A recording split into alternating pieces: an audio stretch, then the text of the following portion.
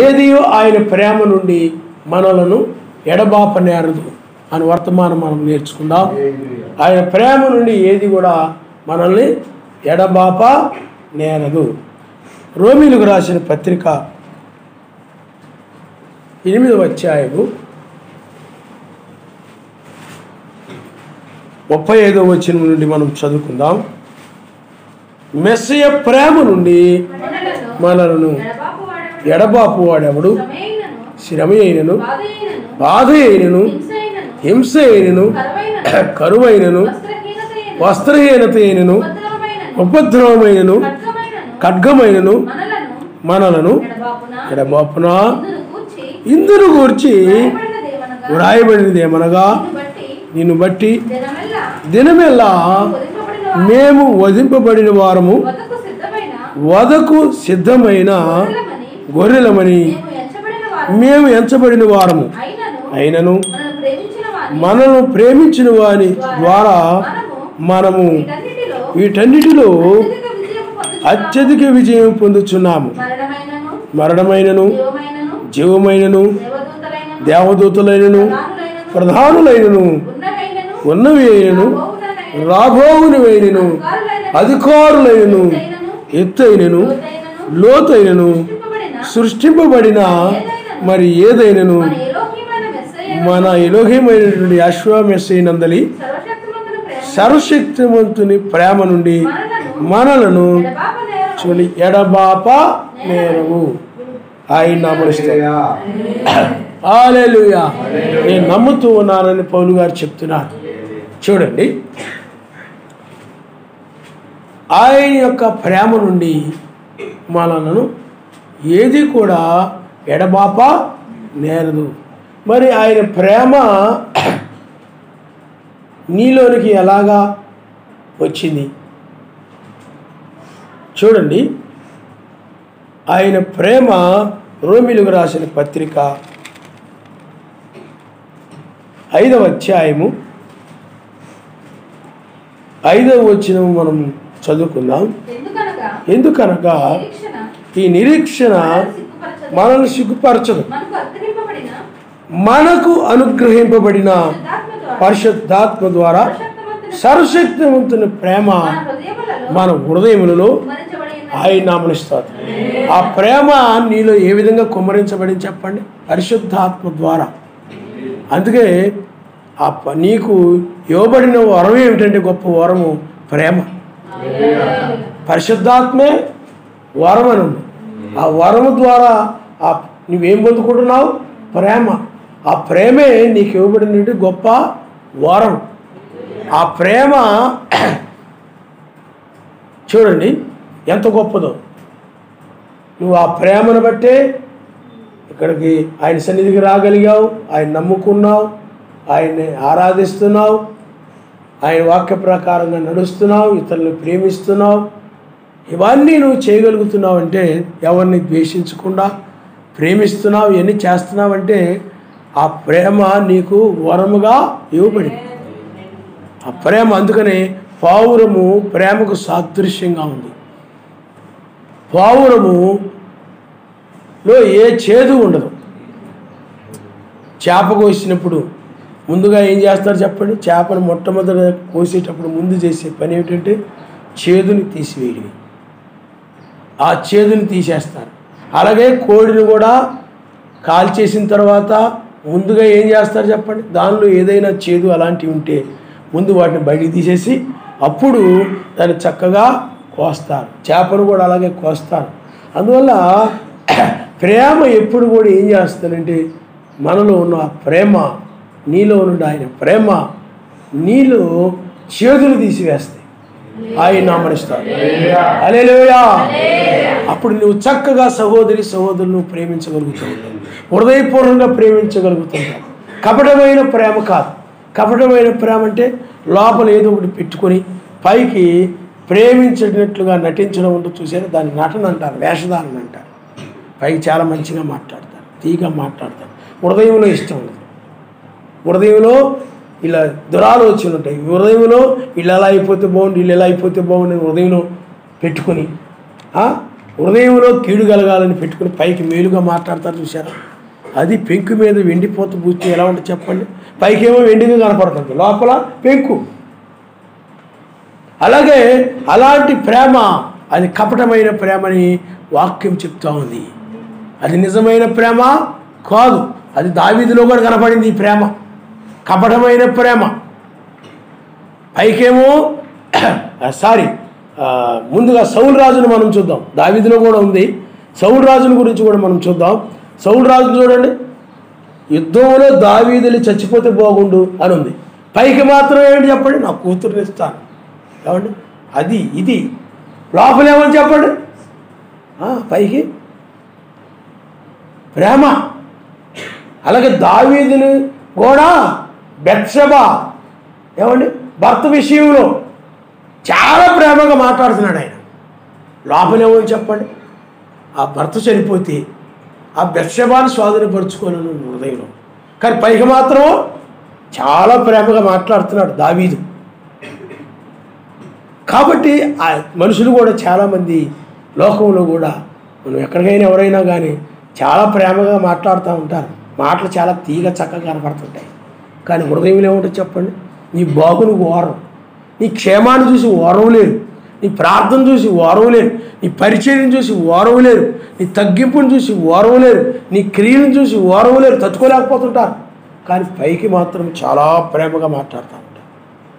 నీ ఆత్మీయ ఎదుగుదలను ఏం చేయలేరు చెప్పండి? ఓరవలేరు. ఏదైనా అవసరమైంది, ఏదైనా వస్త్రం కొనుక్కున్నా, వస్తువు కొనుక్కుని ఏదైనా కొనుక్కున్నా కానీ ఈ లోకంలో ఉండాలి కాబట్టి అవసరం, కాబట్టి అవసరాన్ని బట్టి నువ్వు అది కొనుక్కుంటూ ఓరవలేకపోతుంటారు, తినలేకపోతుంటారు. ఈరోజు మా ఇంట్లో చికెన్ బిర్యానీ అన్నారనుకోండి, ఓరవలేకపోతూ ఉంటారు. మీకు అర్థమైందా? పైకి మాత్రం తీగా మాట్లాడతారు, ప్రేమగా మాట్లాడుతూ ఉంటారు. సహోదరులు ప్రేమించాలి కదా అని పైకి ప్రేమగా మాట్లాడుతూ లోపల ఓరవలేని తనం కలిగి ఉంటాడు చాలా. ఇది దయ్యం. అంటే లోపల యోధా కూడా అలాగే చేశాడు. ఏమండి? ఒక అత్తరు బుడ్డి పగలగొట్టి ఏమండి మెస్సీ మీద అత్తరుని పోసినప్పుడు ఒక స్త్రీ అప్పుడు ఏమన్నాడు? ఆ ధనాన్ని అమ్మి పేదలకు ఇవ్వచ్చు కదా. ఆ బైబిల్లో రాయబడింది, అతడు దొంగిలించుతూ వచ్చిందని ఉంటుంది. అంటే పైకి ఏం చేస్తున్నాడంటే ప్రేమగా మాట్లాడు, లోపల ఏమని చెప్పండి? ధనాపేక్షని కలిగి ఉన్నాడు. ఆ విధముగా మనం లోకంలో మనం చూస్తూ ఉంటాం. ఇస్కరియోతు యోధాలను చూస్తుంటాం. అలాగే సాతానుడు మనం చూస్తూ ఉంటాం. సాతానుడు ఏమన్నాడు చెప్పండి?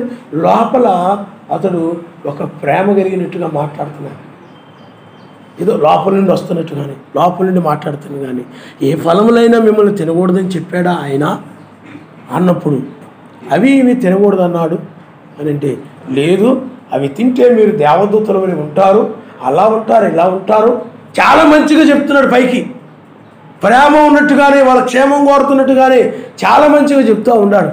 కానీ వాడు హృదయంలో ఏముంది? ఆ ఆజ్ఞ నుండి తప్పించాలి, ఆ వాక్యం నుండి తప్పించాలి. ఏమండి? ఆ వాక్యం నుండి తప్పించాలి. అప్పుడు ఈ సృష్టి మొత్తం కూడా మరణంలోకి వెళ్ళిపోద్ది. ఆ విధముగా హృదయములో వాడు పైకి క్షేమముగా మాట్లాడుతున్నాడు, కానీ ఆదాము అవ్వ క్షేమం కోరుతున్నట్టు మాట్లాడుతున్నాడు. కానీ హృదయంలో ఏమన్నా చెప్పండి? దురాలోచన ఉంది, పాపం ఉంది. అది ప్రేమగా కనపడుతుంది, నిజమైన ప్రేమ కాదు. అది ఉదయం నుండి వచ్చేది మాత్రము కాదు. అలా బైబిల్లో చాలామంది ఉన్నారు. బైబిల్లో చాలామంది ఉన్నారు. యూదులు ఉన్నారు, అలాగే ఇజ్రాయిల్ ఉన్నారు. ఇప్పుడు మనం బైబిల్లో నిజమైన ప్రేమ మనం చూస్తూ ఉంటాం. దావీదు, అలాగే సౌలు రాజు కుమారుడు ఉన్నాడు. నిజమైన ప్రేమను మనం చూస్తూ ఉంటాం. అలాగే మనము ఇజ్రాయిల్ వాళ్ళు కూడా చాలా ప్రేమ కలిగినట్టుగా మాట్లాడేవారు. తర్వాత ఆయన ఏం చేశారు చెప్పండి? సిలువ వేశారు. బైబిల్లో మనము ఎందుకంటే వాళ్ళ వాక్యాన్ని ప్రేమిస్తున్నట్టుగానే ఆయన ప్రశ్నించేవారు, అడిగేవారు ఇజ్రాయిల్ యూదులు. ఏమండి? ఆ తర్వాత మనం బైబిల్లో మనము యోసేపు సహోదరుల గురించి మనం చూస్తున్నాం. వారు కూడా లోపల పగబెట్టుకుని ఉన్నారు. కానీ వాళ్ళు ఏం చేసేది చెప్పండి? వాళ్ళకి ప్రేమగా ఆహ్వానించారు, తీసుకెళ్ళి గోతిలో పడేశారు. చివరికి ఏం చేశారు చెప్పండి? అమ్మి వేశారు. అలాగా హృదయంలో వాళ్ళు ఒక పగ కలిగి ఉండి పైకి మంచిగా మాట్లాడడం, మంచిగా చేయడం ఇవన్నీ ఉంటాయి. అంటే లోపల ఆ ప్రేమ నీళ్ళు కనపడదు, హృదయంలో నుండి రాదు, పైకి మాత్రము ఆ విధంగా చూపిస్తూ ఉంటారు. దాన్ని ఏమంటారు చెప్పండి? కపటమైనటువంటి ప్రేమ. అది నిజమైన ప్రేమ కాదు, అది స్వచ్ఛమైన ప్రేమ కాదు, అది కపటమైన ప్రేమ. అలాగా మనం చూస్తూ ఉంటాం బైబిల్లో. చాలా సందర్భాల్లో మనం వాటిని బైబిల్లో కనుగొంటూ ఉంటాం. కాబట్టి పిల్లారా, ఈ ప్రేమ అనేటువంటిది బైబిల్లో ఆ కపటమైన ప్రేమ అక్కడక్కడ మనకు కనబడతా ఉంటుంది. అయితే మన సబ్జెక్ట్ అది కాదు కాబట్టి మనం అటు వెళ్ళడం లేదు. అందువల్ల చూడండి, ఇస్కరియోతు యూదాలో కూడా ఆ ప్రేమను మనం చూస్తూ ఉంటాం. ఏ ప్రేమ అది? కపటమైన ప్రేమ. వచ్చి ఏం చేశాడు చెప్పండి? ముద్దు పెట్టాడు. అది ప్రేమలా కనపడుతుంది, ప్రేమపూర్వకమైన ముద్దు అది.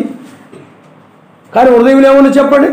ఆయన్ని అప్పగించాలని ఆ యొక్క వెండి నాణ్యముల కోసము ఆ యొక్క ప్రేమ కపటమైన. లోపలేమన్నది చెప్పండి? పైకి ఏం చేశాడు చెప్పండి? అదే పని మనం బైబిల్లో సంసోను కాలంలో దెలీలాలో కూడా మనం చూస్తూ ఉంటాం. దెలీలాలో ఏం చేసింది? దెలీలా సంసోను అంటే చాలా ప్రేమ ఉన్నట్టుగా బాగా చక్కగా పక్కన పడుకోబెట్టుకుని చక్కగా దువ్వుతూ మంచి లాలన మాటలు చెప్పి లాలన చేసి శుభ్రంగా ఏం చేసింది చెప్పండి? చాలా మంచిగా నాజూకుగా తా మెలికలు తిరిగిపోతూ చాలా ప్రేమ ఒలకబోస్తూ ఏమండి ఆయన పట్ల, సంసోను పట్ల చివరికి ఏం చేసింది? ఆ బలం ఎక్కడుందో తెలుసుకొని వాళ్ళు ఎందుకు అలా చేసింది? ఆమె ఫిలిష్తీయులు ఉన్నారు, ఆమెకు కొంత ఎరేసారు, ఏదో ఆశ చూయించారు. దానిని బట్టి లోపలేమో ఆ ఫిలిష్తీయులు ప్రేమ ఉంది. ఆ తర్వాత బయట ఏమన్నా చెప్పండి? ఆ సంసోను అంటే ప్రేమ ఉన్నట్టుగా కనపడుతుంది. శుభ్రంగా బలం అంతా కూడా తొలగిపోయింది, వాటిని తీసేయడం వల్ల బలహీనుడైపోయాడు.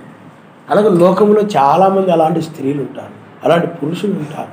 ఆ విధంగా లోకమంతా ఒక మాయ, లోకమంతా కూడా కపటమైన ప్రేమ.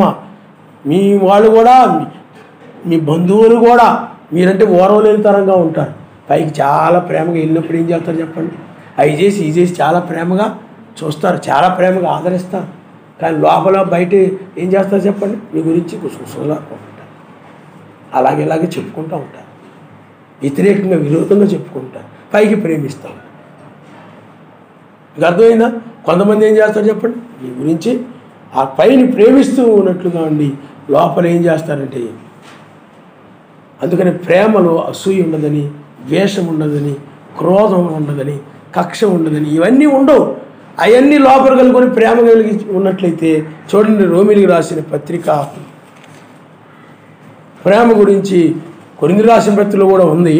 కానీ ఇక్కడ ఒక మాట ఉందన్నమాట. చూడమ్మా, రోమిలికి రాసిన పత్రిక 13వ అధ్యాయము 8వ వచనములో, ఒకరినొకడు ప్రేమించుట విషయంలో తప్ప మరి ఎవరికి అచ్చి ఉండవద్దు, పొరుగు వారిని ప్రేమించువాడు ధర్మశాస్త్రం నెరవేర్చువాడే. అంటే ఇక్కడ మనం ప్రేమిస్తున్నాము అని అంటే ధర్మశాస్త్రం నెరవేర్చడమే ప్రేమ. అందుకని ఆయన ఆజ్ఞల ప్రకారం నడుచుటే ప్రేమను ఆయన నమ్ముస్తాం. హల్లెలూయా. ఈ సహోదరు మీద నువ్వు అసూయ పట్టలేదంటే ఏంటి అర్థం? ప్రేమ. ఆ వాక్యాన్ని పాటిస్తున్నావు, ఆయన అసూయ పడవద్దు అన్నాడు, దాన్ని పాటించడమే ప్రేమ. ఆ ధర్మశాస్త్ర ప్రకారం నడవడమే ప్రేమ, ఆ వాక్య ప్రకారం నడవడమే ప్రేమ. ఈ సహోదరుని ద్వేషించవద్దు అన్నాడు ఆయన. నువ్వు ద్వేషించకుండా ఉండడమే ప్రేమ. అంటే ఆయన వాక్యమును పాటించడమే ప్రేమ. ఎవరైనా సహోదరులు కష్టములు ఉన్నప్పుడు మీరు వారిని ఆదరించుడు అని చెప్పాడు అనుకోండి, ఆదరించడమే ప్రేమ. అంటే ఆయన ఏం చెప్పాడు దాన్ని చేయడమే ప్రేమ. అందుకని ఇక్కడ ఆయన ఆజ్ఞల ప్రకారం నడుచుటే ప్రేమ. అంటే ఆయన ప్రేమ నుండి ఏది కూడా మనల్ని ఎడబాపనేరదు. అంటే అర్థం ఏమిటంటే ఆయన వాక్యం నుండి ఏది కూడా మనల్ని ఎడబాపనేరదు అని అర్థం. ఆయన ఎవరు కూడా వాక్యాన్ని నుండి నిన్ను దూరము చేయలేరు అని అర్థం. ఎందుకంటే ఆయన వాక్యమును అనుసరించడమే ప్రేమ కాబట్టి. అందుకని క్రింద వచ్చిన మీరు చదవండి. ఎలాగనగా వ్యభిచరించవద్దు, నరహత్య చేయవద్దు, దొంగిలవద్దు, ఆశింపవద్దు అనునవి మరి ఏ ఆజ్ఞలు ఉన్న ఎడల అది నిన్ను వలె నీ పొరుగు వారిని ప్రేమింపు వలనని వాక్యములో సంక్షేమముగా ఇమిడి ఉన్నది. ప్రేమ పొరుగు వారి కీడు చేయదు కనుక ప్రేమ కలిగి ఉండుట ధర్మశాస్త్రము నెరవేర్చుటి. ప్రేమ కలిగి ఉండడం అంటే ఏంటి? వాక్యమును పాటించడమే. వాక్యమును పాటించే వ్యక్తి ప్రేమ గలవాడని అర్థం. వాక్యం అందుకనే నువ్వు ఇతరులను దొంగిలిస్తున్నావు అనుకోండి, నీలో ప్రేమ లేదు. ప్రేమితిని సహోదరులు దొంగిలిస్తావా? సహోదరుడు బాగా ఉందని, సహోదరి బాగా ఉందనుకోండి, నువ్వు అసూయ పడుతున్నావు అంటే ప్రేమ లేదు. ఆ ప్రేమ నీలో ఉన్నప్పుడు అసూయ పడవది. ఆ ప్రేమలో ఇవన్నీ ఉండవు. ఈ చెడు ఉండదు, కీడు ఉండదు. కీడు తలంపులు ఇవన్నీ కీడుకరమని. అసూయ అనేది కానీ, దొంగతనములనేవి కానీ, విచారములనేవి కానీ, నరహత్యలనేవి కానీ, మోసములు చేయడం అనేవి కానీ, ఏమండి ఇలాంటివన్నీ కూడా ఏమిటంటే ఇవన్నీ కూడా కీడుకరమైనవి, ఇతరులకు బాధించే, కీడు కలుగు చేసి. ఆ ప్రేమ నీలో ఉన్నప్పుడు ఏం చేసి చెప్పండి, నువ్వు ఆయన వాక్యాన్ని పాటిస్తావు. నరహత్య చేయకూడదు అన్నాడు ఆయన, నువ్వు దాన్ని చేయకుండా ప్రేమ. ఇతరులను మోసం చేయొద్దు అన్నాడు, మోసం చేయకుండా ప్రేమ. విగ్రహారాధన చేయకూడదు అన్నాడు, దాన్ని చేయకుండా ప్రేమ. దుర్బోధనలు మీరు ఖండించుడి, వాటిలో పాలువారయ్యొద్దు అన్నాడు ఆయన, అదే ప్రేమ. మీరు వాళ్ళ నుండి బయలువెళ్ళి ప్రత్యేకంగా ఉండి ఆ విధంగా ఉన్న ప్రేమ. అలాగా ప్రతి విషయమును కూడా ఆయన వాక్యమును అనుసరించడమే ప్రేమ.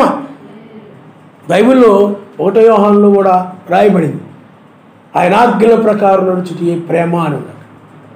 కాబట్టి ఇక్కడ ప్రేమ కలిగిన వ్యక్తిలో ఈ చెడు అనేటువంటి కీడుకరమైన ఏమీ ఉండవు, కీడు అనేది ఉండదు. అందుకనే చూడండి, లోపల కీడు కలగాలని కీడు ఆలోచనలు కలిగి పైకి మేలుగా ప్రేమగా మాట్లాడుతూ ఉన్నట్లయితే అదేమవుతుందో చెప్పండి? కపటమైన ప్రేమ అవుతుంది. నిష్కపటమైన ప్రేమ అంటే హృదయంలో ఏ చెడుతనము ఉండదు, ఏది ఉండదు. నీలో వాక్యాన్ని అనుసరించాలని అనుకుంటాను, అనుసరించాలను. నేను ఒక చోట పని చేసేవాడిని అనమాట. ఆ పని చేస్తూ ఉన్నప్పుడు వాళ్ళు అన్నారు, నన్ను చూసి ఇవన్నీ గమనించి, నీకు సర్వశక్తిమంతుడు ఎందుకండి, నీలో ఏ పాపం కనపట్టలేదు కదా, నీకు దేవుడు ఎందుకు ఇంకా అవసరం? పాపం చేసేవాళ్ళకి దేవుడు కావాలి కానీ, కొబ్బరికాయలు కొట్టాలి కానీ, వాళ్ళు హిందువులు అనమాట. కొబ్బరికాయలు కొట్టాలి కానీ, ఇవన్నీ చెయ్యాలి కానీ, ఏమీ లేనప్పుడు ఎందుకండి? చూడండి, నువ్వు ప్రేమతోనే నువ్వు జీవిస్తావు. వాళ్ళు ఎలాంటి వాళ్ళైనా సరే నువ్వు ప్రేమ కలిగి, అంటే ఏ కీడు లేకుండా, నువ్వు వాటి వెనక మేలు ఉంటుంది, నువ్వు ఆ మేలే చేస్తూ నువ్వు వెళుతూ ఏ కీడు చేయకుండా నువ్వు మేలుకరంగానే ఉన్నావు అనుకోండి, అప్పుడు నీవు ఆ ప్రేమను బట్టి నువ్వు నిష్కపటమైన వ్యక్తిగా కనబడుతుంటావు. ఆయన నామమున హల్లెలూయా, హల్లెలూయా. నువ్వు కూడా అంతే, నువ్వు అందరితోటి ప్రేమగా ఉండంతే. వాళ్ళు ఎలాంటి వాళ్ళైనప్పుడు వాళ్ళ దుష్టులను చూసి మీరు అసూయపడవద్దు, వాళ్ళ చెడ్డ కార్యములను చూసి మీరు అసూయపడవద్దు అన్నది బైబిల్. వాళ్ళు ఎలాంటి వాళ్ళైనప్పటికీ కూడా నువ్వు ప్రేమగా మంచిగా మాట్లాడు, మంచిగా ఉండు, మంచిగా చెయ్యి, మంచిగానే ఉండు. వాళ్ళు ఎలా ఉంటారు? వాళ్ళు చెడ్డోళ్ళు కాబట్టి నేను చెడ్డగానే ఉంటాను, వాళ్ళు దుష్టులు కాబట్టి నేను అలాగే ఉంటాను, వాళ్ళు మంచివాళ్ళు కాదు కాబట్టి నేను మంచిగా ఉండను. ఆ తత్వం అంతా ఏంటంటే పాత నిబంధన, కీడుకు ప్రతి కీడు చేయడం, పంటికి పన్ను, ఆ టైపులో ఉండడం కాదు. నీవు వాళ్ళు ఎలాంటి వాళ్ళైనప్పటికీ కూడా నువ్వు ప్రేమిస్తూనే ఉండాలి, ప్రేమ కలిగి ఉండాలి. నేను మత్స్య సంఘాలు ఉండొచ్చు, మనం అక్కడ పనిచేసే చోట అన్యులు ఉండొచ్చు, కానీ ఎంతవరకు అంతవరకు ప్రేమతోనే మనం మాట్లాడాలి, ప్రేమగానే ఉండాలి. వాళ్ళ అనవసర విషయాలు, వ్యర్థమైన విషయాలు ఆలకించడము, వాటిలో పాలు పొందడం, వాటి గురించి మాట్లాడడము ఏమీ ఉండదు. నువ్వు ఏ పని మీద అంతవరకే తప్ప మిగతా విషయాల గురించి కాకుండా, అంటే అనవసర విషయాలు కాకుండా నీవు ఆత్మ సంబంధంగా ఆయన యొక్క కార్యములు, ఆయన యొక్క మాటలు కలిగి ఆ విధంగా ప్రత్యేకంగా ఉంటూ ఉండాలి. ఆయన నామమున హల్లెలూయా. కాబట్టి ప్రేమ అసూయపడదు, ద్వేషించదు. ఎందుకంటే వాక్యం ప్రకారంగా చెప్పాలంటే నీవే ఒక ప్రేమ ఉన్నావు. ఇప్పుడు మెస్సయ్య ప్రేమ స్వరూపి అయి ఉన్నాడు కనుక ఆయనలో నుండి తీయబడిన నీవు కూడా ప్రేమ స్వరూపివే. పక్షిరాజు ఉంది, పక్షిరాజు పిల్లలు కూడా పక్షిరాజులాగానే ఉంటాయి. గొర్రె, ఆయన గొర్రెల కాపరి, మంచి గొర్రె, లోక పాపమును మోసుకొని పోవు గొర్రె పిల్ల ఆయన. అలాగే నీవు కూడా ఆయన ప్రేమ స్వరూపి అయినప్పుడు నీవు కూడా ప్రేమ కలిగిన గొర్రె పిల్లగానే నీవు ఉంటావు. ఆయన నామనిస్తాడు. అందుకని పౌరం ఆయన మీదకి ఎలాగైతే వచ్చిందో బాప్తిజం పొందినప్పుడు, అలాగే నీవు కూడా బాప్తిజం పొందినప్పుడు నీ మీదకి ఆ యొక్క పరిశుద్ధాత్మ నిన్ను కమ్ముకుంటుంది, నీ హృదయంలోనికి వచ్చేస్తుంది. అవి వచ్చేసి ఆ ప్రేమ అంటే ఈ చేదంతా కూడా నీ నుండి తీసేస్తాను. అసూయ అనే చేదు, ద్వేషం అనే చేదు, విగ్రహారాధన అనే చేదు, మత సంబంధమైన చేదు, ఇవన్నీ కూడా నీలో నుండి తీసివేస్తాయి. పెంతెకోస్తు పండుగ దినాన వాళ్ళు 3000 మంది నామమును బాప్తిజం పొందినప్పుడు ఇంకా చేదంతా పోయింది వాళ్ళ మధ్య నుండి. ఆ చేదంతా పోయినప్పుడు వాళ్ళందరూ కూడా ఒకరి పట్ల ఒకరు వికటమైన ప్రేమ కలిగిన వారుగా ఉన్నారు. ఆయన నామనిస్తారు. ప్రేమ వాళ్ళ మధ్య ఏమన్నా చెప్పండి, ప్రేమ. పరిశుద్ధాత్మ ఎక్కడ ఉంటుందో అక్కడ స్వతంత్రులుగా ఉంటారు. అంటే ఏ ద్వేషానికి కానీ అసూయకు కానీ దేనికి కూడా బానిసలుగా అయిపోకుండా, కొంతమంది కోపానికి బానిసలు అయిపోతూ ఉంటారు, కొంతమంది లోకాశలకు బానిసలు అయిపోతూ ఉంటారు. ఇలాగా కొంతమంది ఇలాగా దేనికి ఒక దానికి బానిసలు అయిపోయి వాళ్ళకి అది యజమానిగా ఉంటుంది, అసూయ యజమానిగా ఉంటుంది. వాళ్ళు మొహం చూసిన ఎప్పుడు చూసినా ఎవరొకరి మంది మరి ఆడవడమే, ఎప్పుడు చూసినా అసూయ పడడమే, ఆ యొక్క దాని బానిసలు అయిపోయారు. కొంతమందికి ధనము వాళ్ళకి యజమానిగా ఉంటుంది. వాడికి నిద్రలేసిన దగ్గర నుండి కూడా డబ్బు సంపాదించాలి. అది మోసం చేసినా ఏది చేసినా కానీ నెంబర్ 1గా ఉండాలి. ధనవంతుల్లో నేను నెంబర్ 1గా ఉండాలనుకుంటాను. అదొక రకమైనటువంటి ఆ యజమానికి ఇతడు దాసుడైపోయాడు. ఆ దాసుడైపోయినప్పుడు అదేం చేస్తా చెప్పండి, అదే నడిపిస్తూ ఉంటుంది అనమాట. ఆ వ్యక్తిని అదే నడిపించుకుంటూ పోతూ ఉంటుంది. కొంతమందికి ఐక్య విచారాలు ఉంటా ఉంటాయి, ఈ జీవన సంబంధమైనవి, అవి వాళ్ళకి యజమానిగా ఉంటాడు. నువ్వు ఎన్నైనా చెప్పండి, అవి వాటి గురించి విచారిస్తూనే ఉంటాను. దానికి దాసులైపోయారు. ఈ ప్రేమ అనేది వచ్చినప్పుడు ఈ ప్రేమ ఏం చేస్తుందంటే అదే పరిశుద్ధాత్మే. ఆ ప్రేమ, ఆ పరిశుద్ధాత్మ నీలోనికి వచ్చినప్పుడు నీవు వాటన్నిటి నుండి, ఆ దాసత్వం నుండి విడిపించబడతావు. అసూయ నుండి, ఐక్య విచారాల నుండి, అన్నిటి నుండి కూడా నువ్వు తెంచబడతావు. అప్పుడు నీవు స్వతంత్రుడుగా ఉంటావు. పాపానికి నువ్వు దాసుడుగా ఉండవు. పాపం యొక్క దాసత్వం, ఎందుకంటే అసూయ అనేది కూడా పాపమే, ఈ దొంగతనం పాపమే, క్రోధము, కక్ష ఇవన్నీ కూడా పాపాలే. వీటన్నిటి నుండి కూడా ఆ ప్రేమ ఏం చేస్తుందంటే తీసివేసేస్తుంది, వీటన్నిటి నుండి కూడా తెంచి వేసేస్తుంది. అప్పుడు నువ్వు స్వతంత్రుడుగా ఉంటావు. స్వతంత్రుడు అంటే వాక్య ప్రకారంగా నడుస్తూ ఉంటావు, కానీ ఇక దేని యొక్క దాసత్వములు నీవు ఉండవు. అవి నీ మీద ఏలుబడి చేయవు. ఆ ప్రేమే, ఆ ఆత్మే నీ నడిపిస్తూ ఉంటుంది. ఆయన హల్లెలూయా. అందుకని వాక్య ప్రకారం నడవడమే ప్రేమ. ప్రేమ అందుకనే ఆ ప్రేమ నుండి, ఆ వాక్యము నుండి ఏది కూడా నిన్ను ఎడబాపనేరదు. ఆయన నామనిస్తారు. అందుకే మెస్సియ ప్రేమ నుండి మనను ఎడబాపు వాడు ఎవడు? అంత బలమైన ప్రేమది. లోకములో కొన్ని ప్రేమలు ఉంటాయి, ఒకరి పట్ల ఒకరు ప్రేమ కలిగి ఉంటారు. లోకంలో మనుషులు మనం చూస్తూ ఉంటాం. ఏమైనా శోధనలు వచ్చినప్పుడు, కష్టాలు వచ్చినప్పుడు వాళ్ళు ఆ ప్రేమ, ఒకరి పట్ల ఒకరు ప్రేమ నుండి దూరం అయిపోతూ ఉంటారు. మీకు అర్థమవుతుందండి? చాలామంది ఆ విధంగా ఆ ప్రేమ నుండి దూరం అయిపోతూ ఉంటారు. ఇప్పుడు 2 స్నేహితులు ఉన్నారు, వాళ్ళు వ్యాపారం చేసేవాళ్ళు. ఆ వ్యాపారం చేసేటప్పుడు ఒకరి పట్ల ఒకరు చాలా ప్రేమ కలిగి, చాలా ఆప్యాయతతో, అనురాగంతో ఉంటారు. ఆ వ్యాపారంలో ఆ నష్టాలు వచ్చినప్పుడు ఏం జరుగుతుంది చెప్పండి? నీ వల్లే నష్టం వచ్చింది, నీ వల్లే నష్టం వచ్చింది, నీ వల్లే నష్టం వచ్చింది అనుకొని అప్పుడు ఏం చేస్తారంటే ఆ ప్రేమ నుండి దూరం అయిపోతూ ఉంటారు. అర్థమైంది? అలాగే ఉద్యోగాలు చేసేటప్పుడు కూడా ఒకరి పట్ల ఒకరు ప్రేమ కలిగి ఉంటారు. ఏదో కారణాన ఆ ప్రేమ దూరం, ఆ ప్రేమను బట్టి ఏమండి ఆ ప్రేమ వారిని లేకపోతే ఆ ప్రేమ నుండి వాళ్ళు దూరం అయిపోతూ ఉంటారు. ఆ ప్రేమ నుండి దూరం చేసేవి లోకంలో ఎన్నో ఉన్నాయి. లోకంలో ఎన్నో ఆ ప్రేమ నుండి దూరం చేస్తూ ఉంటాయి మనుషులు. ఇక్కడ అదే చెప్తున్నాడు, శ్రమలు. కొన్నిసార్లు ఆ శ్రమలను బట్టి ఏమైపోతారు చెప్పండి? ప్రేమకు దూరం అయిపోతారు. ఇప్పుడు మనము ఉదాహరణకి యోబుని గురించి మనం చూద్దాం.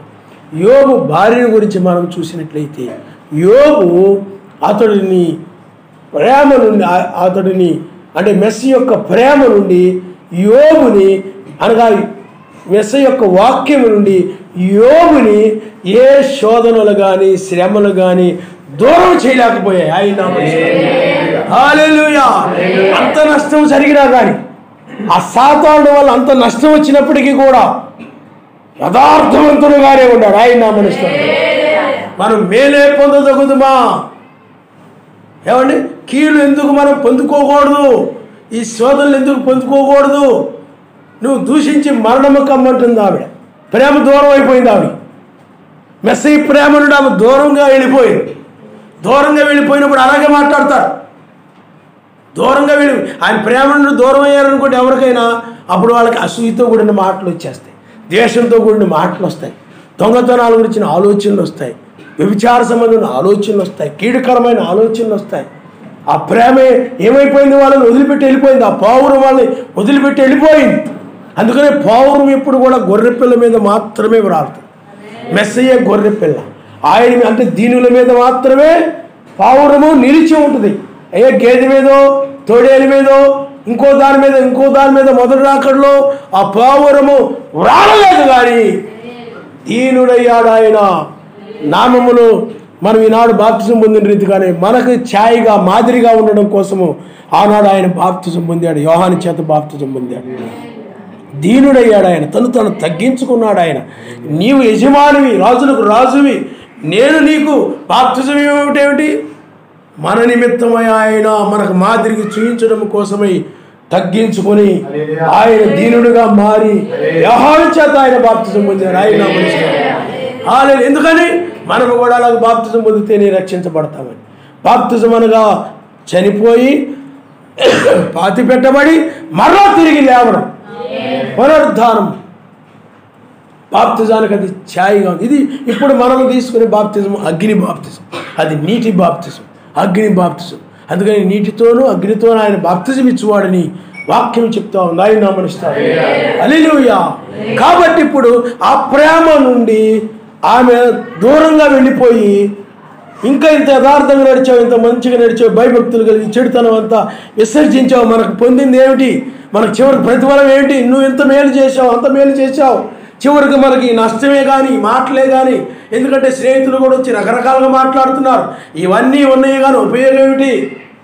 ఏమండి, ఊరంతా అలాగేలాగ అనుకుంటున్నారు మన గురించి. ఇంక ఉపయోగం ఏమిటి? దూషించి మరణము కమ్మని ఆమె చెప్తా ఉంది. అంటే ఆ ప్రేమకు దూరం అయిపోయింది. ఆ శోధన వల్ల ఆ మెస్సీ యొక్క ప్రేమ నుండి ఆమె దూరంగా వెళ్ళిపోయింది.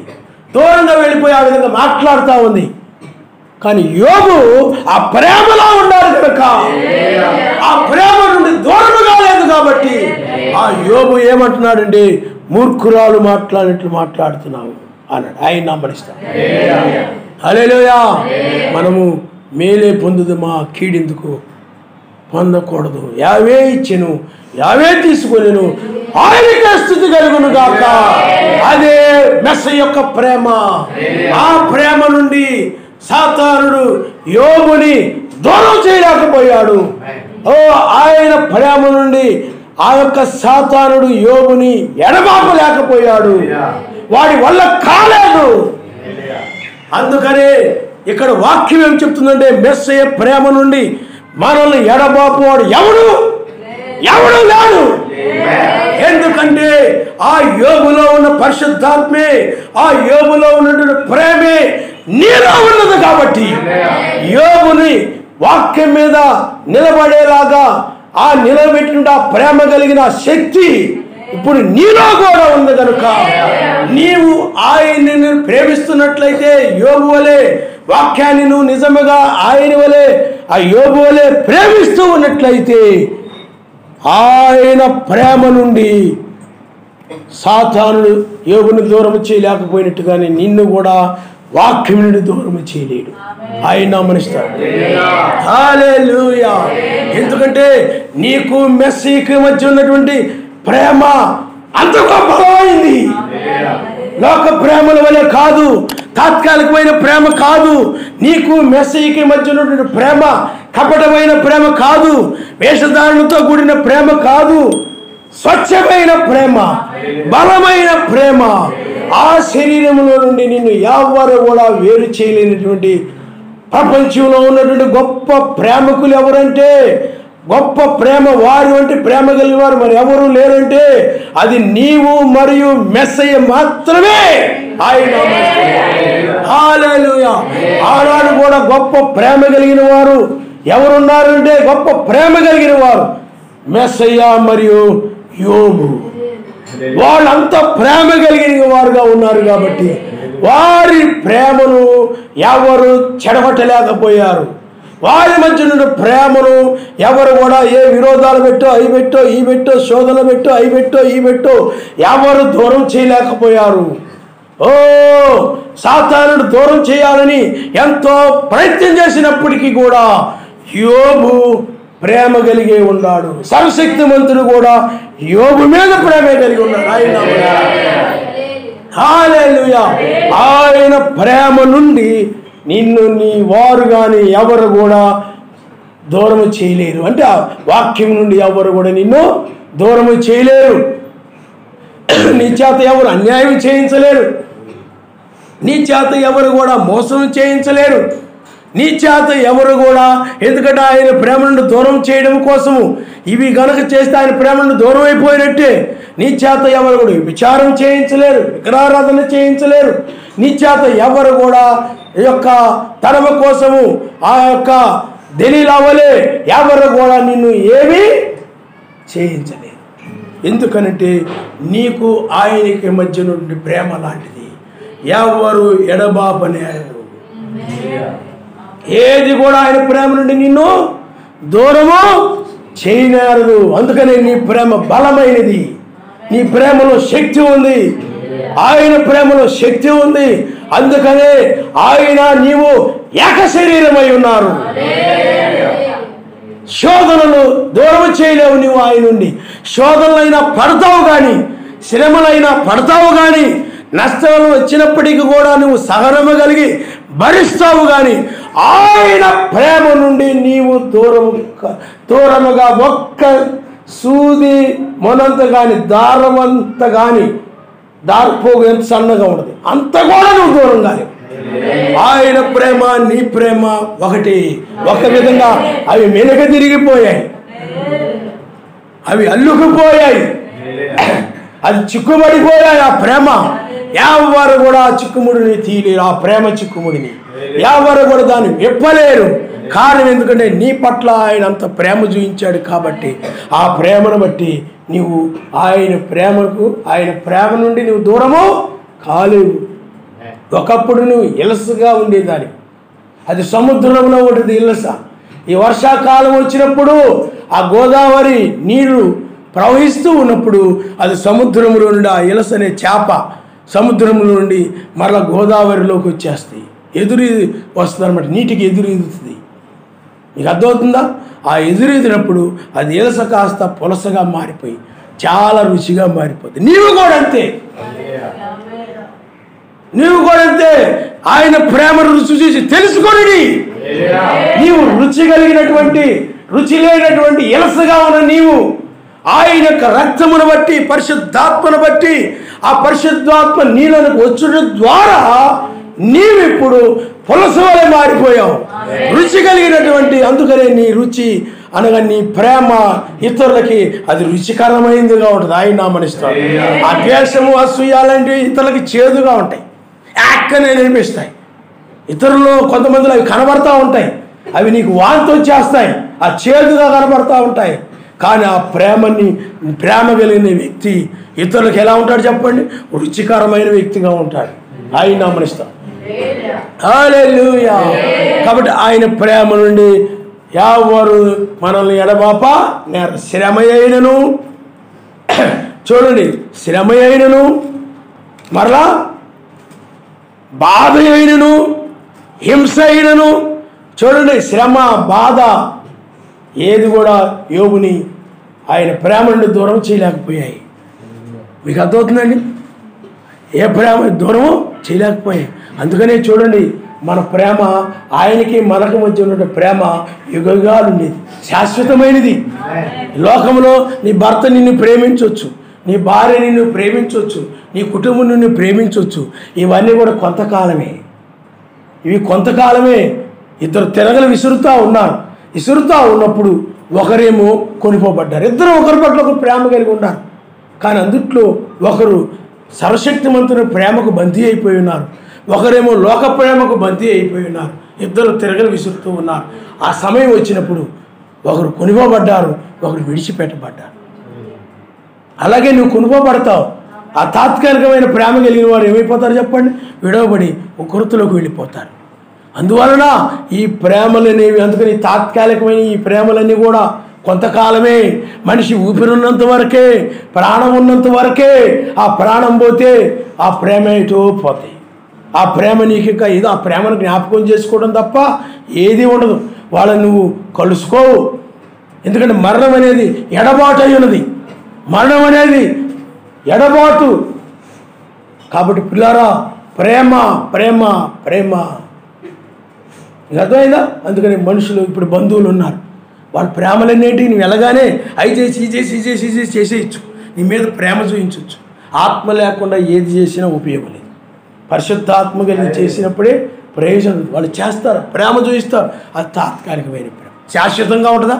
ఎందుకంటే వాళ్ళు శాశ్వతంగా ఉండరు కాబట్టి ఆ ప్రేమ శాశ్వతంగా ఉండదు.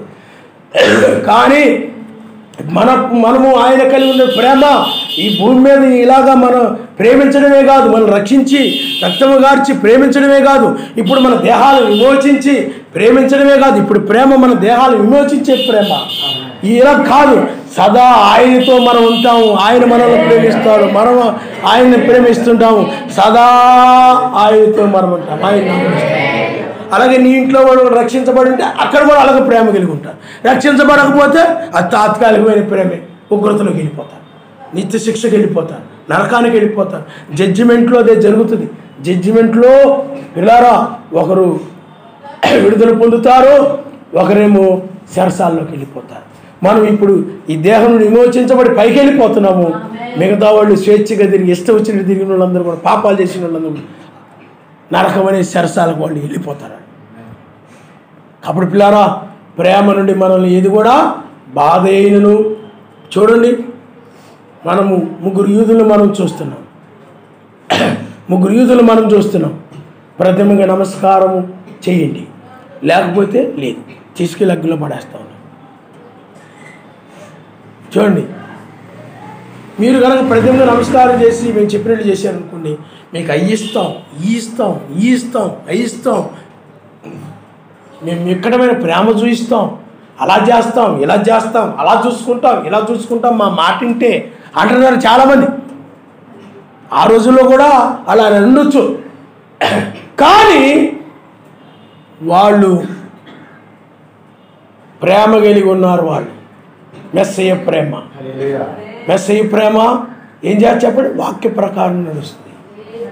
విగ్రహారాధన చేయకూడదని వాక్యం చెప్తుంది. కాబట్టి వాళ్ళు అన్నారు, మేము విగ్రహారాధన చేయము అన్నారు. మెస్సయ్య ప్రేమ నుండి మేము దూరంగా ఉండలేము. మేము మెస్సయ్య మాకి విరోధంగా మేము విగ్రహారాధన చేయలేము. ఆయనకు విరోధంగా నేను నడవలేను, ఆయన్ని నేను బాధ పెట్టలేను, ఆయన దుఃఖ పెట్టలేను. ఆయన వాక్యానికి విరోధంగా నడిచి నేను నా భర్త అయినటువంటి మెస్సయ్యని మేము బాధ పెట్టలేము. మేము ఆయన మాటకు విరోధంగా మేము నడవలేము, మేము తట్టుకోలేము. ఆయన మేము ఆజ్ఞ అతిక్రమిస్తే ఆయన బాధించినప్పుడు ఆ బాధను చూసి మేము తట్టుకోలేము. వాళ్ళు అంటున్నారు, ఆ విధంగా వాళ్ళు అంటున్నారు, మేము ఆ ప్రతిమకు మేము నమస్కారం చేయమన్నారు. వాళ్ళు అంటున్నారు, మిమ్మల్ని తీసుకెళ్ళి ఆ చెరసాల్లో లేకపోతే మేము కొడతాము, లేకపోతే అలాగ అంటలేదు. వాళ్ళు ఏమంటున్నారంటే తీసుకొని వెళ్ళి అగ్నిలో పడేస్తామన్నారు. ఇంకా అగ్నిని ఇంకా ఎక్కువ చేస్తాం, మీరు ఎందుకంటే మీరు ఎంత కఠినంలో అవుతున్నారు, మేము కూడా అంత కఠినంగా మారిపోతాం అంటున్నారు. మీరు మాట వినకుండా ఎంత కఠినంగా ఉంటారో మెస్సయ్య అంటూ మేము కూడా అంతే కఠినంగా ఉంటాం అంటున్నారు. మీరు వాళ్ళు అంటున్నారు, రాజా నువ్వు మమ్మల్ని ప్రేమించినా ప్రేమించకపోయినా, నువ్వు మమ్మల్ని రక్షించినా రక్షించకపోయినా, ఏమండి మీరు మమ్మల్ని కాపాడినా కాపాడకపోయినా మాకు అదంతా అనవసరం. మేము ఆ విగ్రహారాధన మాత్రం చేయము. ఎందుకంటే మమ్మల్ని ఆయన రక్షించినా రక్షించకపోయినా సరే మేము విగ్రహారాధన చేయము. ఆయన నామనిస్తాం. హల్లెలూయా. విగ్రహారాధన మాత్రము చేయము. మేము ఆయన గాయపరచలేము, ఆయన సిలువ వేయలేము. ఎందుకంటే వాక్యం ఏమి చెప్తుందంటే, ఒకసారి పరలోక సంబంధమైన వెలుగును రుచి చూసిన తరువాత ఏ సిద్ధాంతాల్లో దుర్బోధుల్లోకి తొలగిపోయి తప్పిపోయినట్లయితే అట్టివారిని నూతన పరచడం అసాధ్యము. అట్టివారు బహాటముగా ఆయన సిలువ వేస్తున్నారని. మరి విగ్రహారాధన చేస్తే ఏమైపోతుంది చెప్పండి? వేరే దానిని, వేరే మతాన్ని, వేరే దేవుడిని, ఆ దేవుడిని చెప్పుకున్న రాత్రిని పూజించినట్టు అయిపోతాయి, పాపం అయిపోద్ది. మాకు ఆయనే సృష్టికర్త, ఆయన మాత్రమే సర్వాధికారి, సర్వశక్తిమంతుడు. ఆయనే తప్ప మరి ఎవరికి నొక్కము. తీసుకుని వెళ్ళి అగ్నిలో పడవేస్తామన్నారు. చూడండి, ఓ మేము చనిపోవడానికైనా సిద్ధమే, అగ్నిలో కాలిపోవడానికైనా మాకు ఇష్టమే, కానీ నేను ఆయన్ని విడవలేను. మేము ఆ పాపము చేయలేము, మేము ఆ వాక్యాన్ని మేరలేము. అది ప్రేమ. ఆ ప్రేమ విధంగా మాట్లాడుతుంది. ఆయనకి విరోధముగా నేను నడవలేను, ఆయన వాక్యాన్ని మీరి ఆయన నేను బాధ పెట్టలేను. ఆయన నా తండ్రి, నేను ఆ విధంగా జీవించను. నువ్వేమైనా చేసుకో, నన్ను ఏ విధంగా చేసినా పర్వాలేదు, నేను మెస్సయ్య ప్రేమ నుండి దూరముగా వెళ్ళలేను. ఎంతో గాఢముగా ప్రేమిస్తున్నారా వీళ్ళు. ఎంత ప్రేమ వీళ్ళకి మెస్సయ్య అంటే. మనకంటే కూడా రాజన్నా కూడా లెక్క లేకుండా, ఇల్లు లేకుండా ఎంత ప్రేమిస్తున్నారా వీళ్ళు. చూడండి, మెస్సయ్య ప్రేమ వారిలో అల్లుకుపోయింది. ఆయన నరాల్లో ఇమ్మానుయేలు రక్తము ప్రవహిస్తూ ఉంది, ప్రేమ రక్తము. కాబట్టి వాళ్ళు అంటున్నారు, మేము ఆ పని చేయమన్నారు. అదైనా తీసుకుని అగ్నిలో పడవేస్తాను, ఇష్టమే. మేము ఆయన కోసము చనిపోవడానికైనా సిద్ధమే. ప్రేమ శక్తి ఉంది, ఆయన కోసం ప్రాణం పెట్టడానికైనా సిద్ధమే. అపోస్తులు అంటున్నారు, వాళ్ళు కూడా ఆ రోజుల్లో అపోస్తులు ఆయన కోసము ఆయన వల్ల చనిపోవాలనుకున్నారు. వాళ్ళు అంత ఆసక్తి కలిగి ఉండేవారు. ఆయనలాగా సిలువ వేయబడాలి, ఆయనలాగా చంపబడాలి. అపోస్తులు ఆ పేతురు గారు కూడా ఆయనలాగా నన్ను సిలువ వేయండి అన్నాడు. అంత ఆశించారు ఆయన కోసం. అందుకని ఆ ప్రేమ అంత కొంత బలమైనది, శక్తి కలిగింది, రుజువు చేయబడతా ఉన్నారు. చాలామంది ఆ ప్రేమ, నేను ప్రేమిస్తున్నాను, కావాలంటే జేబుల బొమ్మ చూసుకోండి, లేకపోతే కావాలంటే తలుపు మీద సిలువ బొమ్మను చూసుకోండి, లేకపోతే మా ఇంటి మీద సిలువ బొమ్మను చూసుకోండి. యేసుప్రభు బొమ్మ ఆ క్యాలెండర్ అయితే పాడైపోతున్నాయి, అందుకని టైల్స్లో చేశారు యేసుప్రభు. అందుకే సిమెంట్ పెట్టి మా ఇంటి గోడకు బయట అంటించారు యేసుప్రభు బొమ్మ, ఇటు ఇంకో బొమ్మ, ఆ బొమ్మ పెట్టాం. ఇదిగో ప్రేమ అంట. వాక్యం దగ్గర చూసేటప్పుడు ప్రేమ. యూదులకు వచ్చినట్టు ఏమైనా వచ్చినాయి అనుకోండి, ప్రేమ కనపడదు. మీకు అర్థమవుతుందండి? ప్రేమ కనపడదు. నిజమైన ప్రేమ ఏం చేసి చెప్పండి? వాక్యం కోసం నిలబడుతుంది. వాక్యం కోసం నిలబడడమే, ఆయన కోసం నువ్వు నిలబడతావు. హల్లెలూయా.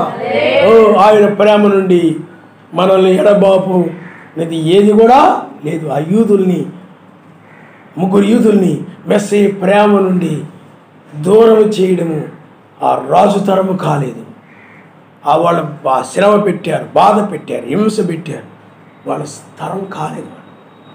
చచ్చిపోతాము ఆయన కోసం అంటున్నారు, కానీ వీళ్ళకేంట్రా బాబు మెస్సయ్య మీద ఇంత ప్రేమ అని రాజు ఆశ్చర్యపోయాడు. ఇంత ప్రేమ. అందుకని నిజమైన ప్రేమ కలవారు ఆయన కోసం ప్రాణం పెడతారు. వాక్యం కోసం ఆయన నిలబడతారు, చిన్న అక్షరం కోసం ఆయన నిలబడతారు, చిన్న లేఖనం కోసం ఆయన నిలబడతారు. చాలామందికి ఆ ప్రేమ ఉండదు. చాలామందిలో ఏం చేస్తారు చెప్పండి? ప్రేమ ఉండదు. ఈ రోజున ఆరాధన అంటే, ప్రార్థన అంటే నువ్వు ఆయన ప్రేమిస్తూ ఉన్నట్లయితే, ఈరోజు మీటింగ్స్ అని అంటే ఆయన ప్రేమిస్తూ ఉన్నట్లయితే, ఆయన మాటలు వినడం కూడా ప్రేమే. ఆరాధనకు రావడం కూడా ప్రేమే. ఆ ప్రేమ నుండి నీకు ఏ పనులున్నా ఏదన్నా కూడా నిన్ను ఏ బలహీనత అయినా కానీ ఏదైనా కూడా నిన్ను దూరం చేసాలది ఆయన నామం. హల్లెలూయా. ఆ ప్రేమ నిన్ను ఆయన దగ్గర లాక్కొచ్చేస్తా. ఆ ప్రేమ లాంటిది, ఆకర్షణ లాంటిది. చూడండి, ఆ యూదులు అలాగ ఆకర్షించబడ్డారు ఆయన చేత. అందుకని వాళ్ళు ఎట్టి పరిస్థితుల్లోనూ కూడా వెనకడుగు వేయట్లేదు. వాళ్ళు ఏమండి, మరణానికైనా సిద్ధమే, కానీ మేము ఆ ప్రేమకు దూరం కాలేము.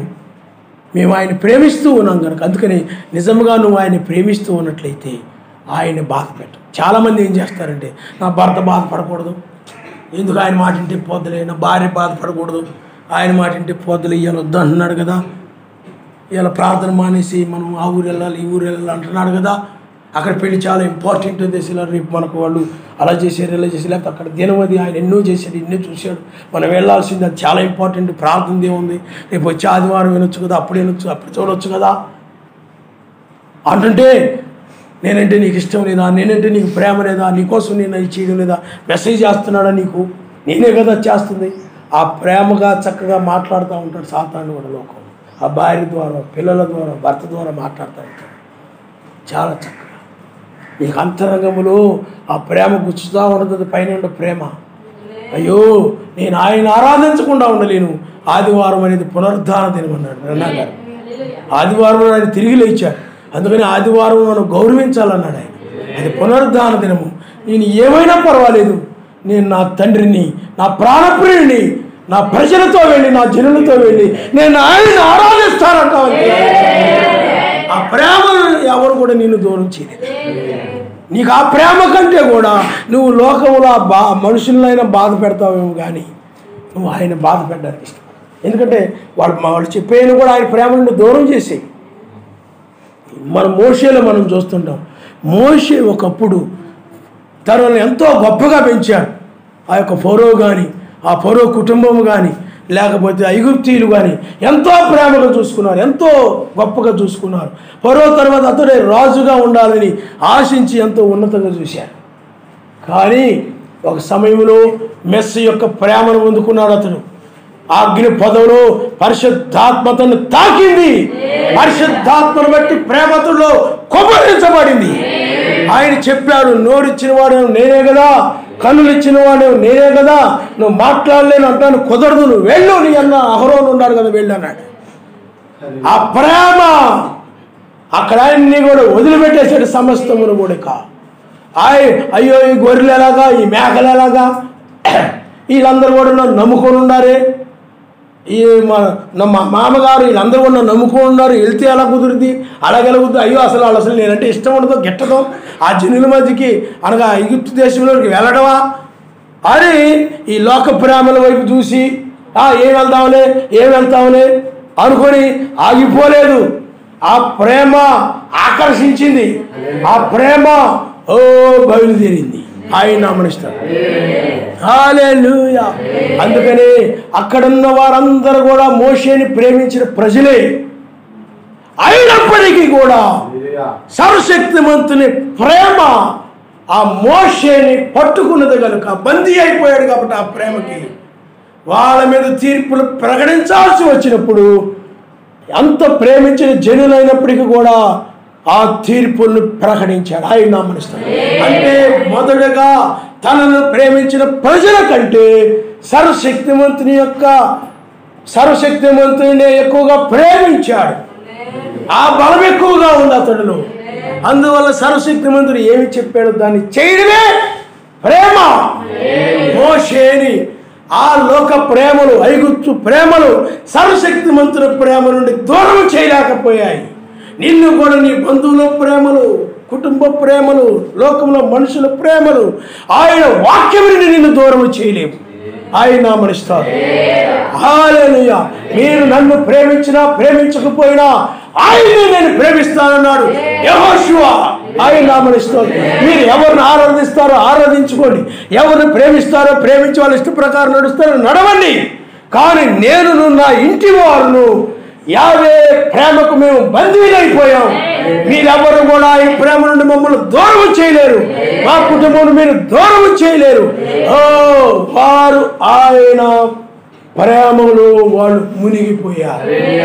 ఏది కూడా జనులు కానీ ఏది కూడా వారిని ఆయన ప్రేమ నుండి దూరం చేయలేకపోయింది. ఆయన హల్లెలూయా. 20 లక్షల మంది ఐగుప్తు నుండి బయలుదేరితే చాలా మంది శ్రమలను బట్టి, హింసలను బట్టి, ఆకలి దప్పులు, లేకపోతే నీరు లేకపోవడం, రకరకాల సమస్యలు వచ్చేసాయి, శ్రమలు వచ్చేసాయి. అరణ్య మార్గంలో ప్రయాణం చేస్తున్నారు. నా ప్రియ యేషువపై ఆనుకొని అరణ్య మార్గమున నడచుటయే ఆనంద జీవితము. అరణ్య మార్గమున నడచుటయే ఆనంద జీవితము. హల్లెలూయా. ఓ వారికి ఆనాడు ఒక ధర్మశాస్త్రం ఇవ్వబడింది. అది ప్రేమ పుస్తకం. అది ఆ కాలం నాటి ప్రేమ పుస్తకం. అది వారికి అనగా ఇజ్రాయేలుకి సర్వశక్తి మంతుకు సంబంధించిన ప్రేమ పుస్తకం. అది ఈనాడు కూడా బైబిల్ అనేటువంటిది ఒక ప్రేమ పుస్తకం. ఇది నీకు ఆయనకి మధ్య ఉన్న ప్రేమకు సంబంధించిన విషయాలు ఇవి. నీ పట్ల ఆయన చేసే కార్యాలు, నువ్వు ఆయన కోసం చేసేటువంటి కార్యాలు, ఇదంతా కూడా ఆయనకి నీకు మధ్య ఉన్నటువంటి ప్రేమ గ్రంథం ఇది. కాబట్టి పిల్లారా, ఆనాడు ఇశ్రాయేలీలు ఆ ధర్మశాస్త్రం అనేటువంటిది ఇవ్వబడింది వాళ్ళకి. అది అందుకని ధర్మశాస్త్రమును గైకొనుటే ప్రేమ ఆనందమైంది. శ్రమలు కానీ, యుద్ధాల్లో కానీ, ఏవి కూడా విగ్రహారాధన కానీ, ఏవైనా కానీ, వ్యభిచారములు, దొంగతనములు అలాంటివి జరిగాయి అరణ్య మార్గములు. యెహోషువ కాలేబులను ఆ ధర్మశాస్త్రము నుండి, లేకపోతే సర్వశక్తిమంతుని యొక్క ప్రేమ నుండి ఏది దూరం చేయలేకపోయింది. ఆయన నామస్మరణ. హల్లెలూయా, హల్లెలూయా. ఎందుకనంటే వాళ్ళంత గాఢముగా ఆయన్ని ప్రేమిస్తూ ఉన్నారు. వాళ్ళు వాక్యాన్ని అంత గాఢముగా ప్రేమిస్తున్నారు, ఆయన మాటలంత గాఢముగా ప్రేమిస్తూ ఉన్నారు. కానీ మిగతా వారైనట్లయితే అంత ప్రేమ కలిగిన వారు కాదు వాళ్ళు. అందుకనే వాళ్ళు ఆయన వాక్యాన్ని అనగా ఆయన యొక్క మెస్సి యొక్క ప్రేమ వాళ్ళు కలిగి ఉన్నట్లయితే నిజముగా వాళ్ళు విగ్రహారాధన చేయరు, వ్యభిచరించారు, దొంగిలించరు. అకానాన్ని బట్టి వాడు దొంగిలించారు. ఐగుప్తు వాటిని ఆశించరు, ఐగుప్తు సంబంధమైన వాడు ఆశించరు, వెనక్కి తిరిగి వెళ్ళిపోవాలనుకున్నారు. ఎందుకు జరిగాయి చెప్పండి? వాళ్ళలో మెస్సి యొక్క ప్రేమ లేదు. ధర్మశాస్త్రాన్ని గైగొనుడే ప్రేమ. నిజంగా ఆయన ప్రేమిస్తూ ఉన్నట్లయితే ఆ ధర్మశాస్త్రాన్ని గైకొంటారు. కానీ వారిలో ఆ ప్రేమ లేదు కాబట్టి ఆ వ్యభిచారములు, విగ్రహారాధనలు ఇలాంటివన్నీ కూడా వారిని మెస్సీ ప్రేమ నుండి దూరం చేసేసాయి. కానాను నుండి వాళ్ళని దూరం చేసేసాయి. వాళ్ళు నశించారు వాళ్ళు. అందుకని ప్రేమ లేనివాడు ఆయన వాడు కాదు, ఆత్మ లేనివాడు ఆయన వాడు కాదు. అందుకని నీవు కూడా ఈనాడు కనుక ఎవరు లోక సంబంధమైన ఏటో లోక సంబంధం వాటిని ఆశించి, పాపాన్ని ఆశించో, విగ్రహాన్ని ఆశించో, దొంగతనములను ఆశించో, అనగా ఇతరులకు సంబంధించిన వాటిని నువ్వు ఆశించో, నువ్వు ఆ కార్యాలు ఆ ఇజ్రాయెల్ చేసినట్లుగా నువ్వు చేస్తున్నావంటే ఈనాడు సంఘాలు క్రైస్తవులను చెప్పుకుంటూ ఆ విధంగా చెడ్డ కార్యాలు జరిగిస్తూ ఉన్నారంటే వాళ్ళని ఏమి లేదు చెప్పండి? మెస్సీయ ప్రేమ లేదు వాళ్ళలో. అందుకని ఆనాడు వాళ్ళు మెస్సీయ ప్రేమ నుండి లక్షల మంది దూరం అయిపోయారు. కానీ యెహోషువ కాలేబులు వాళ్ళు అన్నారు, మేము ఎట్టి పరిస్థితుల్లోనూ కూడా ఆయన ప్రేమ నుండి మేము దూరంగా వెళ్ళలేము, మేము ఆ యొక్క విగ్రహాలను మేము చేయలేము, మేము ఆ పాపాన్ని మేము చేయలేము. పిల్లరా చూడండి, వాళ్ళు ఆయన ప్రేమకు బందీలైపోయారు, బంధించబడ్డారు. నిన్ను కూడా ఆయన ప్రేమ బంధించినప్పుడు ఆయన బంధకాల్లో నడుస్తూ ఉంటావు, ఆయన నామనిస్తాడు. చూడండి, సంసోన్ని సర్వశక్తిమంతుని యొక్క ప్రేమ బంధించినప్పుడు సర్వశక్తిమంతుడు ఎక్కడికి వెళ్ళమంటే అక్కడికి వెళుతున్నాడు, ఏది చేయమంటే అది చేస్తున్నాడు, పరిశుద్ధాత్మ వశములో ఉన్నాడు, సర్వశక్తిమంతుని యొక్క ప్రేమ వశములో ఉన్నాడు. ఆయన ప్రేమ నుండి అనగా సర్వశక్తిమంతుని ప్రేమ నుండి ఏ ఫిలిష్తీయుడు కానీ ఎవడు కానీ ఆ యొక్క సంసోన్ని దూరం చేయలేకపోయారు. కానీ సర్వశక్తిమంతుని ప్రేమ ఎప్పుడైతే పరిశుద్ధాత్మ బయటికి పోయిందో సర్వశక్తిమంతుని ప్రేమ అతడికి దూరం అయిపోయింది. ప్రేమ దూరం అయిపోయింది. అప్పుడు అతడు ఎవరికి బందీలు అయిపోయాడు చెప్పండి? ఫిలిష్తీయులకు బందీ అయిపోయాడు. ఆయన ప్రేమ నుండి కనుక దూరం అయిపోతే సాతానుకు బందీ అయిపోతారు, అసూయకు బందీ అయిపోతారు, దయ్యానికి బందీ అయిపోతారు, దురాలోచనకు బందీ అయిపోతారు. అది సౌలుకు దురాత్మ పట్టిన రీతిగా దురాత్మకు బందీ అయిపోతారు. అందుకని దురాత్మను వదిలించుకోవాలని సౌలు రాజు వల్లగాలేదు. దావీదు వచ్చి సంగీతం వాయించినా ఆ కాసేపే కానీ మరలా అది అతన్ని ఆ సౌలు రాజును ఆడిస్తూ ఉండేది. అది చివరి వరకు ఆ దయ్యం ఆడిస్తూ ఉంది. ఆ ప్రేమ నుండి కనుక దూరం అయిపోతే ఎప్పుడు దూరం అయిపోయాడు సౌలు రాజు? ఆయన వాక్యాన్ని ఎప్పుడైతే పక్కన పెట్టేసి ఆ జనులు ఎప్పుడు నడిచాడో అప్పుడు ఆ ప్రేమ దూరం అయిపోయింది. దయ్యము అతడి మీదకు వచ్చేసింది. అలాగే ఎవరైనా కానీ ఆ ప్రేమ నుండి కనుక దూరం అయిపోతే దురాత్మ పట్టేస్తాయి, చెడ్డాత్మలు పట్టేస్తాయి, నిన్ను అసూయాత్మ పట్టేస్తాయి, త్రాగుబోతు ఆత్మ పట్టేస్తాయి, ఏదో ఒక చెడ్డాత్మ నిన్ను పట్టేస్తాయి. అప్పుడు నీకు ఆయన దగ్గరకు రానివ్వదు, ఆయన సన్నిధికి రానివ్వదు నిన్నది.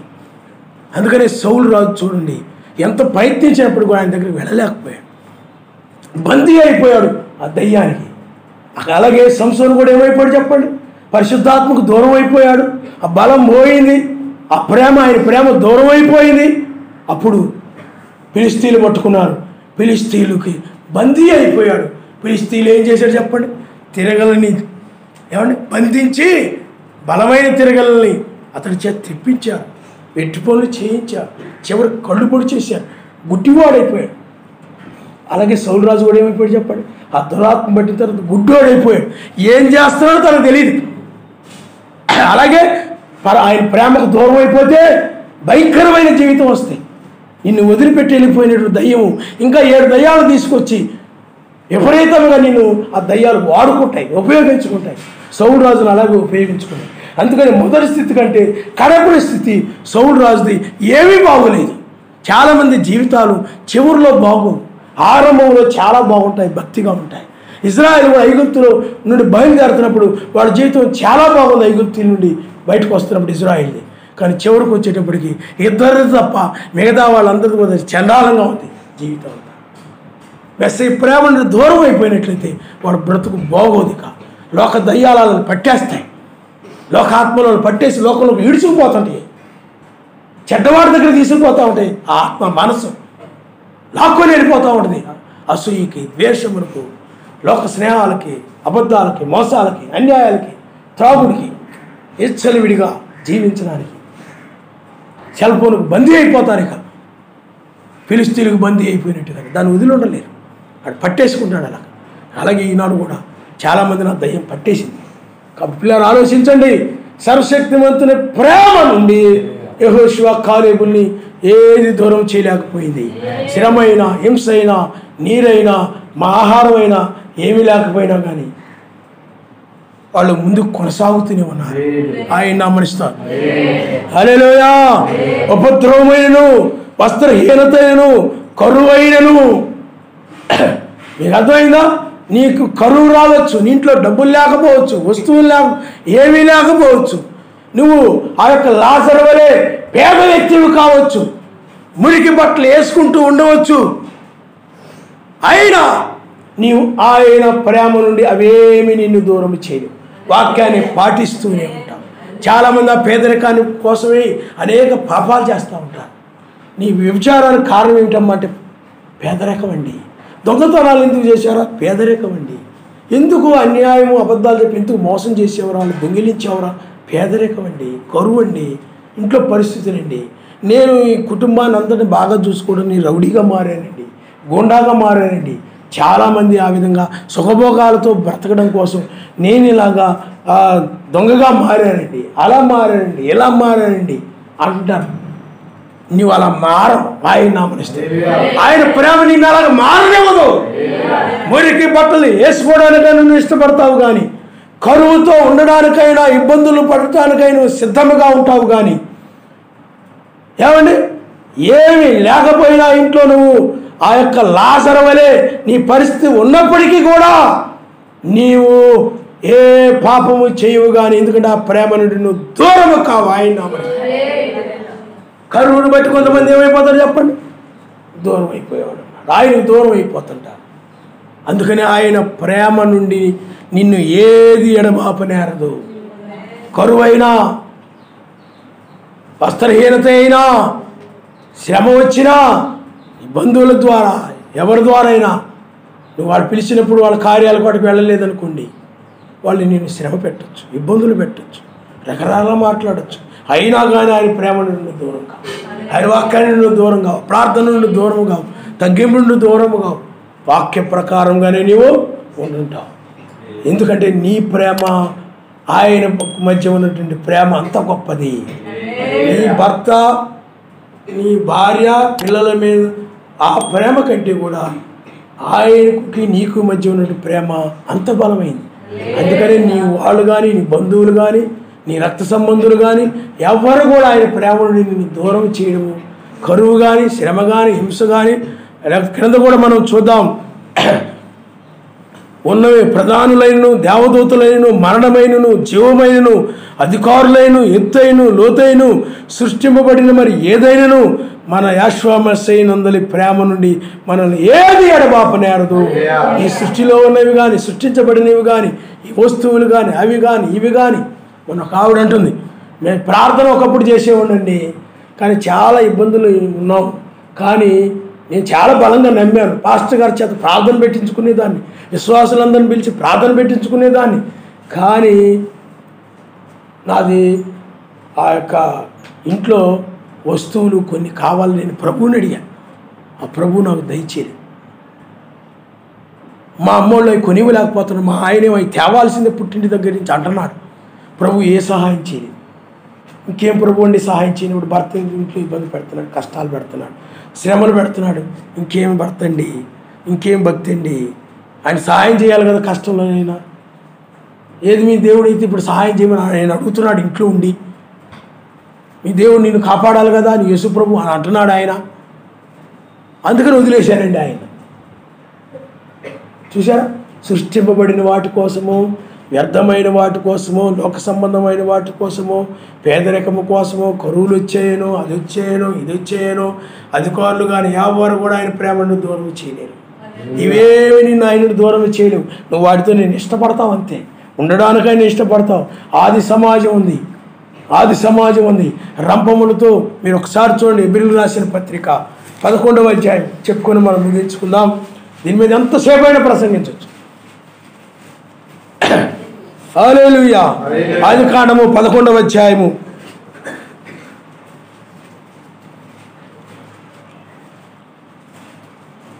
11వ అధ్యాయం 33వ వచనం నుండి మీరు చదవండి అమ్మా. వారు విశ్వాసము ద్వారా రాజ్యములు జయించారు, నీతి కార్యములు జరిగించారు, వాగ్దాన బలమును పొందిరి, సింహముల నోళ్లను మూశారు, అగ్ని బలమును చల్లార్చారు, ఖడ్గదారులు తప్పించుకున్నారు, బలహీనులుగా ఉండి బలపరచబడ్డారు. యుద్ధములో పరాక్రమశాలురై అన్యుల సేనలు ప్రాళదులేరు. స్త్రీలు మృతులైన తమ వారిని పునరుద్ధానం వల్ల మరలా పొందారు. కొందరైతే మరి శ్రేష్టమైన పునరుద్ధానము పొందగోరి విడుదల పొందనొలక యాతన పెట్టబడ్డారు. మరికొందరు తిరస్కారములను, కొరడాల దెబ్బలను, మరి బంధకములను, ఖైదును అనుభవించారు. చూడండి, వీళ్ళు అవన్నీ అనుభవిస్తూ కూడా మెస్సయ్య యొక్క ప్రేమ నుండి వాళ్ళు దూరము కాలేదు. ఆ మెస్సయ్యని ప్రేమను వాళ్ళు బంధించబడ్డారు, ఆ విధంగా ఉండడానికి ఇష్టపడ్డారే తప్ప, వాళ్ళు అవి అనుభవించడానికి ఇష్టపడ్డారే తప్ప, ఆయన ప్రేమలో ఆ విధంగా ఉండడానికి ఇష్టపడ్డారే తప్ప, ఆయన ప్రేమ నుండి దూరం అయిపోయి ఈ యొక్క రంప కోతల నుండి ఇటు నుండి తప్పించుకోవాలనే ప్రయత్నమో చేయలేదు. ఎంత ప్రేమిస్తున్నారో అర్థమవుతుంది. ఆయన నామరిస్తాం. ఆ తర్వాత చూడమ్మా, మరికొందరు తిరస్కారములను, కొర్రా దెబ్బలను, మరి బంధకమును, ఖైదును అనుభవించారు. అవేమి కూడా వాళ్ళు ఆయన ప్రేమ నుండి దూరము చేయలేదు. వాళ్ళ వాక్యాన్ని పాటిస్తామన్నారే తప్ప చెరసాల్లో వేస్తామని, ఖైదీలుగా కొడతామని ఎన్ని చేసినప్పటికీ కూడా మేము వాటికి సిద్ధమే, కానీ మేము ఆయన వాక్యాన్ని మేరలేమన్నారు, మేము దొంగతనం చేయలేమన్నారు, మేము ప్రార్థన మానలేమన్నారు, మేము ఆయన ప్రకటించకుండా ఉండలేమన్నారు అపోస్తులు ఆ రోజుల్లో. ఆ తర్వాత చూడండి, మరికొందరు రాళ్ళతో కొట్టబడ్డారు. చూడండి, రాళ్ళతో కొట్టమంటారా? మీరు ఆయన ఆరాధించడం మానేస్తారంటే రాళ్ళతో కొట్టండి ఇష్టమే, కానీ మేము ఆయన్ని ఆరాధించడం మానలేమన్నా. నువ్వంటావా? నీలో ప్రేమ ఉంటే అంటావు. ఆనాడు నా ఆత్మ ఇప్పుడు కూడా ఉంది, వారిలో ఉన్న ఆత్మ నీలో ఉంటే నువ్వు కూడా అలాగే నిలబడతావు. వాళ్ళు గొప్ప భక్తులు కాబట్టి నిలబడ్డారండి. ఆ కాలం వాళ్ళందరూ భక్తులు, మనం పెద్ద భక్తులు ఏంటి? తప్పించుకోవడానికి దొంగనాటకం ఇది. కొంతమంది అలా మాట్లాడుతుంటారు. మరి పనిహిమాలలారా, పరిశుద్ధాత్మ పౌలు గారిలో ఉంది. పరిశుద్ధాత్మ పౌలు గారిని నిలబెట్టింది. అదే ఆత్మ నీలో ఉన్నప్పుడు, అదే ప్రేమ నీలో ఉన్నప్పుడు నువ్వు కూడా ఇప్పుడు నిలబడతావు ఆ విధంగా ఆయన నమ్మడిస్తావు. ఎందుకంటే నిలబడేది నువ్వు కాదు, నీలో ఉన్నవాడు. లోకములో ఉన్నవాడి కంటే నీలో ఉన్నవాడు గొప్పవాడు. అతడు ప్రేమ కలిగిన వాడు.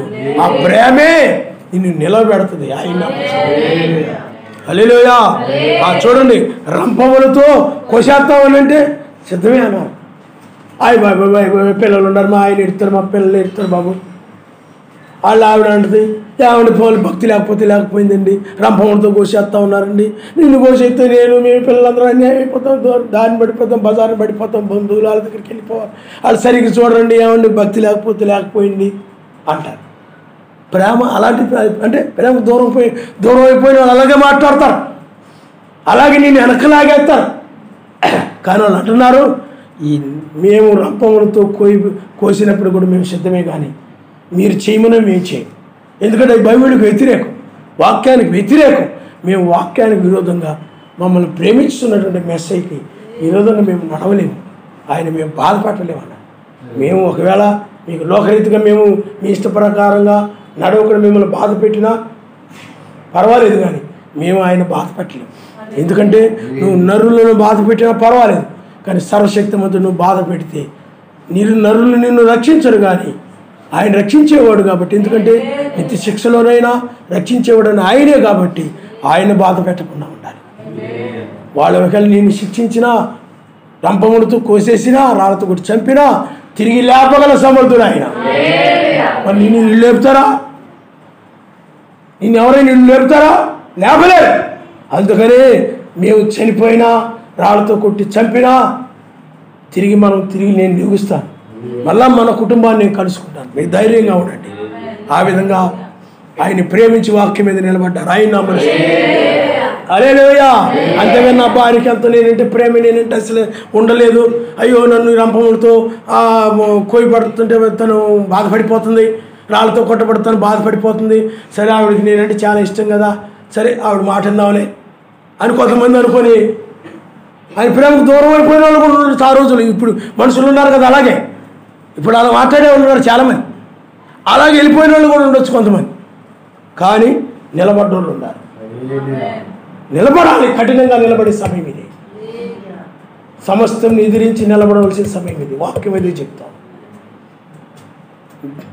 వాక్యం అలాగే ఎఫ్సీలు రాసిన పత్రిక అలాగే ఉంది. సమస్తము నెరవేర్చి నిలబడుటకు శక్తివంతులగునట్లు ఏమండి సర్వాంగ కవచం మీరు ధరించుకుని. సర్వాంగ కవచం అనగా వాక్యమే. వాక్యాన్ని ధరించుకొని సమస్తము నెరవేర్చుటకు.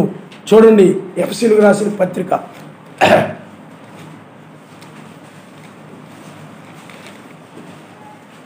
చూడమ్మా. ఎఫ్సీలకు రాసిన పత్రిక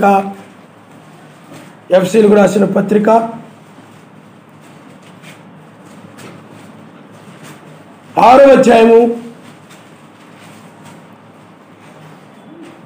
13వ వచనం మనం చదువుకుందాం.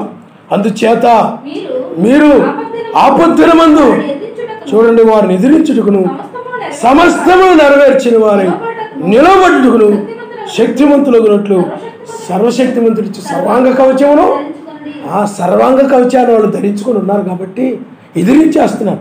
మేము మీ ప్రతిమకు నమస్కారం చేయము, మీరు బోధించొద్దంటే మేము మానము, ఏమండి మీరు వాక్యం మీద నిలబడొద్దంటే మేము నిలబడతాము అని చెప్పి వాళ్ళు ఏమైపోయారు చెప్పండి, నిలబడ్డారు. కారణం ఏంటి? సమస్తం నెరవేర్చాలని. కొంతమంది ఏం చేస్తారు చెప్పండి, వాళ్ళకి ఇబ్బందులు లేకుండా ఉన్నాయి, చక్కగా నెరవేరుస్తారు. ఏమైనా ఇబ్బందులు వస్తున్నాయి అనుకోండి, వాడిని పక్కన పెట్టేస్తారు, ఎదిరించలేరు. ఎదిరించామనుకోండి మళ్ళీ ఎందుకు సమస్య, గొడవ. ఆయన ముఖం ఎత్తి పెట్టుకొని ఉంటాడు, ఏడు ముఖం ఎత్తి పెట్టుకొని ఉంటుంది, పడలేము ఇంతోటి, ఎందుకు వచ్చిన గొడవ అనుకుని ఏం చేస్తారు చెప్పండి? నిలబడకపోతే నువ్వు నెరవేర్చకపోతే విడవబడతావు. నువ్వు అన్నీ కూడా నెరవేర్చాలంటే ఏం చేయాలి? విగ్రహారాధన చేయకూడదు. దాన్ని నెరవేర్చాలంటే విగ్రహారాధన చేయకుండా ఉండాలంటే నిలబడాలి. నీవు వాక్యం అంతా పాటించాలి, అన్ని లేఖనాలు పాటించాలి. ఎత్తబడాలంటే అవి నెరవేర్చాలంటే నీకు ఇలాగే ఇబ్బందులు వస్తాయి, ఆటుపోట్లు వస్తాయి. అప్పుడు నువ్వేం చేయాలి? ఆ నెరవేర్చడం కోసం నీ భర్తనైనా ఎవరినైనా లోకంలో ఎవరినైనా నేను ఆయన్నే ప్రేమిస్తాను, ఆయన వాక్య ప్రకారం నడుస్తానని ఆ విధంగా నువ్వు ఎదిరించి వాక్యం మీద నిలబడతావు, నెరవేరుస్తావు. అలాగే నిలబడ్డారు వాళ్ళు, అలాగే ప్రేమించారు వాళ్ళు. అందుకని ఆయన ప్రేమ నుండి ఎవరు దూరం చేయలేకపోయారు. వాళ్ళు మెస్సయ్య ప్రేమ నుండి ఏది ఎడబాపని రంపాలు కానీ, రాళ్ళు కానీ, శ్రమలు కానీ, హింసలు కానీ ఏమి ఎడబాపు నేరకపోయాయి. ఆ తర్వాత చదువమ్మ ఎబ్రిల్ రాసిన పత్రిక 11వ అధ్యాయంలోని గొర్రె చర్మము శోధింపబడి ఖడ్గముతో చంపబడ్డారు. కత్తి తీసుకొని నీ దగ్గరికి ఎవరైనా వచ్చాడు అనుకోండి, నువ్వు ఆయన నమ్ముకొని ఉన్నావు, ఎవరైనా వచ్చాడు నువ్వు మెస్సయ్య వదిలేస్తావా లేదా? అదైనా నువ్వు లేకపోతే మీ బంధువులు ఎవరో వస్తారు, కర్రలు కట్టెలు తీసుకొని వచ్చారు. ఏంటి అని వాళ్ళు అంటారు. ప్రార్థన అన్నా ఉంటా, ఇది అన్నా ఉంటా, ఇది అన్నా ఉంటా, యేసుప్రభు అన్నా ఉంటా, ఏ కొంచెం వర్తమానం అన్నా ఉంటా, అది అన్నా ఉంటా అనేది గొడవకు వస్తాడు. అయితే కత్తి తీస్తాడు, కర్ర తీస్తాడు. ఏం చేస్తావు చెప్పండి? బాబ్బు పక్కన అందరూ వచ్చి ఆయన చెప్పినట్టు వినొచ్చు కదే. భర్తకు విధేయుడై ఉన్నమంది కదా బైబిల్లో, వాళ్ళు చెప్పినట్టు నడవచ్చు కదే. పక్కన వాళ్ళు చెప్తుంటారు, నీతి కబుర్లు చెప్తారు కొంతమంది వచ్చి నిన్ను పడగొట్టడానికి. వాళ్ళు మేలుకరంగా ఉంటుంది నీకు చెప్పడం. నీకు అర్థమవుతుందండి? వాళ్ళ సాతాను దూడి నిన్ను వాక్కు నుండి తప్పిస్తున్నాడు నీకు తెలీదు. వాళ్ళు నిన్నేం చేస్తారు? చల్లబరుస్తారు. ఈ బంధువుల్లో ఉన్న పెద్ద మనుషులు ఉంటారు కొంతమంది, తలకాయలు పెద్ద తలకాయలు ఉంటాయి. వాళ్ళ మాట వినకపోతే నీ వాళ్ళు ఇది వచ్చేస్తారు ఆ పెద్ద తలకాయ. మీకు అర్థమైందా? చిరెక్కిపోతారు అన్నమాట, చిందులేసేస్తారు. నలుగురిలో వాళ్ళ మాట ఏదైనా చేయలేదనుకోండి ఊరుకోరు ఆ పెద్ద తలకాయ. వాళ్ళు ఏదో అన్నా కానీ నలుగురు మమ్మల్ని ఎలా ఎందుకన్నా అలాగన్నా ఫీల్ అయిపోతారు, తెగ ఫీల్ అయిపోతారు ఆ పెద్ద తలకాయ. నలుగురిలో మాట పడ్డ వాళ్ళు మెప్పు కావాలి తప్ప గద్దెంపు ఇష్టం ఉండదు వాళ్ళకి. అలాంటి పెద్ద తలకాయలు అన్నీ మీ ఇంటి చుట్టూ చేరుతాయి. చేయడం చేస్తే చెప్ప అలా చేయొచ్చు కదా, ఇలా చేయొచ్చు కదా, ఆయన రాగులు ఇచ్చేస్తున్నాడు అంట కదా, నిన్ను అందరూ బయటకు పంపించేస్తానంట కదా, లేకపోతే వెళ్ళిపోతానంటున్నాడంట కదా ఆయన. అలాగ రకరకాలుగా శోధిస్తారు. అయినా నువ్వేం చేస్తావు చెప్పండి? అలా చేస్తాను, ఇలా చేస్తాను, నువ్వు చేసుకో, నువ్వు చెందుకో. ధైర్యంగా మాట్లాడుతుంటావు, ధైర్యముగా మాట్లాడుతావు నువ్వు మెస్సయ్య నిమిత్తమై. ఆ ప్రేమ ఎందుకు నీకు ఎక్కడ వచ్చింది ఈ ధైర్యం అంటే ఆయన. నీకు అర్థమండి? ఏం చూసుకొని నువ్వు ధైర్యంగా మాట్లాడు, ఆయన గమనిస్తావు. హల్లెలూయా, హల్లెలూయా. కాబట్టి వాళ్ళు అంత ధైర్యముగా నిలబడ్డారు తప్ప లొంగిపోలేదు. బైబిల్ వాక్యం నిమిత్తమై వాళ్ళు ఏం చేశారు చెప్పండి? ఎదిరించారంటే మేము ఎదిరించడం అంటే గొడవలు పెట్టుకోవడం కాదు. ఎదిరించడం అని అంటే బ్రతికినను క్రీస్తే, మెస్సయ్యే, చనిపోయినను ఆయన కోసమే, అంతే తప్ప నాకు గురి లేదంట. అంతే ఆయన. మీరు చెప్పే మాటలు అవి వాక్య వ్యతిరేకము, విరోధము, అది సత్యము కాదు, ఇది సత్యము అని నువ్వు నిలబడతావు, సత్యం కోసం నిలబడతావు. అలాంటి నిలబడే అందుకని చిన్న సంఘం అయినా కానీ గట్టి సంఘముగా ఉండాలి ఆయన మనసు. అందుకే బ్రహ్మం గారు అంటారు, ఆ తలరాయి వచ్చినప్పుడు సంఘము తక్కువ సంఖ్యలోకి వస్తాయి, చివరి కోణంలోకి వచ్చేస్తే తక్కువ మందిగా వస్తారు. అప్పుడు అది బలమైన సంఘముగా ఉంటుందని చెప్పాడు ఆయన. కొద్దిమంది అయినప్పటికీ కూడా బలమైన వారుగా అంటే అంత ప్రేమ బలం వాళ్ళది. ఆయనకి నీకున్నటువంటి ఆ బంధం అలాంటిది. ఆయనకి నీకు మధ్య ఆ బంధం లేని ఉంటారు కొంతమంది, వాళ్ళే వాక్యాన్ని మీరిపోయింది. ఆ బంధం ఆయనకి నీకు మధ్య ఉండాలి. మనుషులతో ఉండదు చాలామందికి, కానీ వాళ్ళకి వ్యక్తిగతంగా ఆయనతో బంధం ఉండదు. చూసారా? అలాంటి వాళ్ళు నిలబడలేరు. ఆ ప్రేమ తెలియదు, ఆయన ప్రేమ ఏందో, ఆ ప్రేమ రుచి చూసిలేరు వాళ్ళు. ఆ రుచి చూసుంటే ఆయన విరోధంగా నడవలేరు వాళ్ళు. ఇప్పుడు నేను పరిచర్యకు వచ్చిన తర్వాత నిలబడ్డానంటే ఆ ప్రేమను రుచి చూశాను కాబట్టి. స్త్రీ అది అయిపోయింది, ఇది అయిపోయింది, రకరకాలుగా సాతాను అది ఎంతమందిని దూరం చేసినప్పటికీ ఆయన ప్రేమ నుండి వాడు నన్ను దూరం చేయలేకపోయాడు. ఆయన మనుషులు దూరం చేయొచ్చు, ఎవరైనా దూరం చేయొచ్చు, కానీ ఆయన ప్రేమ నుండి నిన్ను కూడా అంతే. సాతానుడు నీ నుండి ఎంతమందినైనా దూరం చేయొచ్చు, బలహీనుల్ని, బంధువుల్ని, లోకంలోని వారిని. కానీ ఆయన ప్రేమ నుండి మాత్రం నిన్ను ఎడబాపు నేరడము వాడు అలాగాదు. ఎందుకంటే శ్రమలు పెట్టేవాడే వాడే. కాబట్టి పిల్లరా, ఆ తర్వాత చదువమ్మా. గొర్రె చర్మములను చూడండి, గొర్రె చర్మములు, మేక చర్మములు వేసుకొని దరిద్రులని శ్రమపడి హింస పొందుచు అడవుల్లోను, కొండల మీదను, గుహలలోను, సొరంగములను తిరుగులాడుచు సంచరించిరి. అట్టివారికి ఈ లోకము యోగ్యమైనది కాదు. ఆయన నామరిస్తాడు.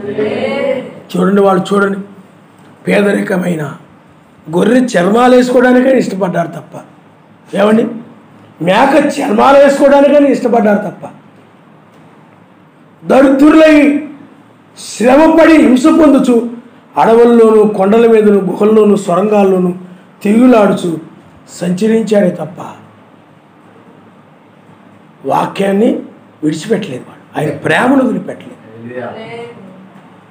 ఆయన ప్రేమనే వదిలిపెట్టలేదు. ఎందుకంటే వాళ్ళని ఊళ్ళో ఉండనివ్వలేదు, గ్రామాల్లో ఉండనివ్వలేదు. ప్రకటించారంటే, కనబడ్డారంటే ఈ ఊళ్ళో ఎక్కడెక్కడైనా మీరు కనబడ్డారంటే, మెస్సేని గురించి కనుక మీరు బోధించినట్టు మాకు తెలిసిందంటే, ఆయన ఆరాధిస్తున్నట్టు తెలిసినట్లయితే, మీరు ఆయన నమ్ముకున్నట్టుగా మాకు కనబడిందంటే మేము ఒప్పుకోమన్నారు. అందును బట్టి వాళ్ళు అక్కడ వాళ్ళు వెలుపల పిల్లారా వస్త్రాలు కోల్పోయారు. ఇన్ని రోజులు వేసుకుంటారు బట్టలు, పోయాయి, వస్త్రాలు చిరిగిపోయాయి, తినడానికి ఆహారం లేదు. ప్రజలు, ఊళ్ళో వాళ్ళు ఎవరు కూడా, బంధువులు కానీ చుట్టుపక్కల వాళ్ళందరూ కూడా మెస్సీని నమ్ముకున్నందున వాళ్ళు ఎవరు కూడా ఆహ్వానించడం లేదు. బంధువులు కానీ ఎవరైనా కానీ, ఆ ఊరిలో ఉన్న వాళ్ళందరూ వాళ్ళ బంధువులే, కానీ ఎవరు రమ్మట్లేదు. మెస్సీని నమ్ముకున్నామని, మెస్సీని అంగీకరించామని, సత్యాన్ని నమ్మామని, వాళ్ళ బోధనలు నమ్మలేదని, వాళ్ళ ఆరాధనలు మనం చేయలేదని, వాళ్ళు చెప్పినవి మనం నడవలేదని, ఆ విధంగా లోకంలో కూడా నిన్ను ఆ విధంగా చేస్తారు. ఆ రోజుల్లో కూడా ఆ విధంగా చేశారు వాళ్ళు. అప్పుడు వాళ్ళు షాపులకు దూరం అయిపోయారు, ఊళ్ళకు దూరం అయిపోయారు, బంధువులకు దూరం అయిపోయారు, కుటుంబాలకు దూరం అయిపోయారు. చాలా భయంకరంగా పరిస్థితి. కారణం ఏమిటంటే ఆయన ప్రేమ నిలవలేకపోయినందువల్లే. ఆయన నామరిస్తాడు. వాక్యాన్ని వదిలేసాలు చెప్పి నడిచినట్లయితే మంచి బట్టలు వచ్చేస్తాయి, మంచి ఇళ్ళల్లో ఉండొచ్చు, ఏమండి, మంచి తిండి తినొచ్చు. వాళ్ళు చెప్పిన నడిస్తే మంచి పెడతా ఉంటారు, చేస్తూ ఉంటారు, చూస్తూ ఉంటారు, చెందుతూ ఉంటారు. నీ బంధువులు, నీ వాళ్ళందరూ కూడా నెత్తి మీద కూర్చుంటూ ఉంటారు. చాలా బ్రహ్మాండంగా అంటాడు మాకేం కుదరలేదని మా అత్తగారు ఉంటారు, మాకేం పర్వాలేదు, ఆవిడ ఏదో కొద్ది పంపుతూ ఉంటారు, వాళ్ళు ఏదో చేస్తూ ఉంటారు, మాకేం పర్వాలేదు అంటారు కొంతమంది. వాళ్ళు చెప్పి నడుస్తూ ఉంటారు. కాదు, అది భక్తి, అది నామకార్థ భక్తి, నామకార్థ క్రైస్తత్వం. అది కఠినంగా వాక్యం కోసం నిలబడాల్సిన సమయం. రక్షించబడాలంటే దుర్బోధనలు ఎదిరించైనా, దుష్టాలోచనలు ఎదిరించైనా వీళ్ళు అలాగే నిలబడ్డారు. వాళ్ళు మేము శ్రమలైన అడవుల్లోనైనా బతుకుతాం కానీ, గొర్రె చర్మాలు వేసుకొని బ్రతుకుతాం కానీ, ఆ కొండల్లో కోయిల్లో దొరికే ఏ పండ్లో తిని మేము బ్రతుకుతాం కానీ, మీరు చెప్పినట్టు మేము చేయమన్నారు. ఆయన నమ్మరిస్తాం. అలాగైతే వెళ్ళిపోమన్నారు. రంపములతో కోస్తామన్నారు, రాళ్ళతో కొడతామన్నారు, చంపేస్తామన్నారు. మరి సువార్త ప్రకటించాలి కదా మరి. అందుకని వీళ్ళు కొండల్లోకి, సొరంగముల్లోని నివాసం చేయడానికి చూడండి. కానీ వారిలో ఆయన ప్రేమ కనపడతా ఉంది. వాక్యముల ప్రకారం నిలబడినందువల్ల చూడండి, ఆయన కోసం వాళ్ళు తమ జీవితాల్ని ఆ విధంగా త్యాగం చేశారు. ఒక సాక్ష్యాన్ని కలిగి ఉన్నారు. ఈనాడా సుఖభోగాలతో కూడిన భక్తి, పరిచయన భక్తి ఎక్కడ చూసినా కానీ, ఈ నర్మడి ఎక్కడ నువ్వు తిరస్కరించబడ్డం ఉందా, తృణీకరించబడ్డం ఉందా? ఏమీ లేదు. ఏనాడైనా నువ్వు నీ బంధువుల చేత తృణీకరించబడ్డావా? మంచిదే. నీ వాళ్ళు ఎవరైనా నేను తృణీకరించారా? అది మంచిదే. నువ్వు మా దగ్గరికి రావడానికి లేదు, మేము మీ దగ్గరికి రాము అన్నారా? అది మంచిదే. వాళ్ళే నిన్ను వదిలిపెట్టి వెళ్ళిపోతారు. వాళ్ళ కార్యాల్లో నువ్వు పాలు పొందకుండా ప్రత్యేకంగా ఉన్నప్పుడు నీకు ఇలాంటి శ్రమలు వస్తాయి. ఇబ్బందులు వస్తాయి, హింసలు వస్తాయి. కానీ వాళ్ళు హింసపడ్డానికైనా ఇష్టపడ్డారు, కానీ గొర్రె చర్మం ధరించుకోవడానికి ఇష్టపడ్డారు, కానీ సొరంగములో ఉండడానికైనా ఇష్టపడ్డారు, సంచరించడానికైనా ఇష్టపడ్డారు. కానీ మేము మెస్సయ్య వాక్యాన్ని మేము మీరలేమన్నారు. ఆయన ఎంత గొప్ప ప్రేమ చూడండి. ఆయన్ని ప్రేమిస్తున్నారు కనుక వాళ్ళకి ఆయన మీద ఎంత ప్రేమో చూడండి. ఈ బాధలైన పడతాం ఆయన కోసం అంటున్నారు, అంతే తప్ప ఆయన మేము వదిలిపెట్టేసి ఈ లోకాల్లో మేము సుఖభోగస్తులు, లోకాల వలె లోకస్తుల వలె మేము జీవించమన్నారు. అందుకని మనకి ఈ లోకం యోగ్యమైంది కాదని వాక్యం చెప్తా ఉంది. ఆయన హల్లెలూయా. ఎవరు అంటారు, మేము ఈరోజు ఫంక్షన్ చేసుకుంటున్నాం, మీ బంధువులు రాగలేదనుకో మేము రాము, మీ కార్యాలకు రాము, మీకు ఏదైనా రాము, ఏదైనా వచ్చినా మేము చూడం, మేము పట్టించుకోం, మీకే మాకు సంబంధం లేదంటారు. 10 సార్లు ఫోన్ చేస్తా వాళ్ళకి. మీకు అర్థమవుతుందండి? అలా కాదే, ఇలాగ కాదే, సరే పోనీలే వచ్చేస్తాను, నేను వెళ్ళిపోతాను. ఏంటది? నిలబడాలి. అది వాక్య విరోధమైనప్పుడు, అది లోక సంబంధంగా, మత్స్యాక సంబంధంగా. మొన్న ఎవరో మిచ్చరేది అయిందంటున్నారు. రావాలండి, అందరూ రావాలి, పాస్టర్ గారు వస్తారు, వాక్యం చెప్తారు, ప్రార్థన ఉంటుంది. అలా ఉండదండి. బైబిల్లో అలా చేసుకున్నట్టు ఆధారాలు లేవు. రమ్మంటున్నారండి, బట్టలు కూడా పంపించారండి, అవి పంపించారండి, పంపితాను మహాన్ కొట్టు తీసుకెళ్ళి. అర్థమైందా? అవన్నీ పంపించారని తిప్పుకుంటూ వెళ్ళిపోతున్నారు, సంచులు తగిలించుకొని వెళ్ళిపోయి అక్కడ వాక్యం వినేసి చక్కగా వాక్యం వినేసి అవన్నీ చేసి నెత్తి మీద గింజలేసి తల ఎత్తి ప్రభు నిన్ను దీవించును కాక. మీకు అర్థమవుతుందండి?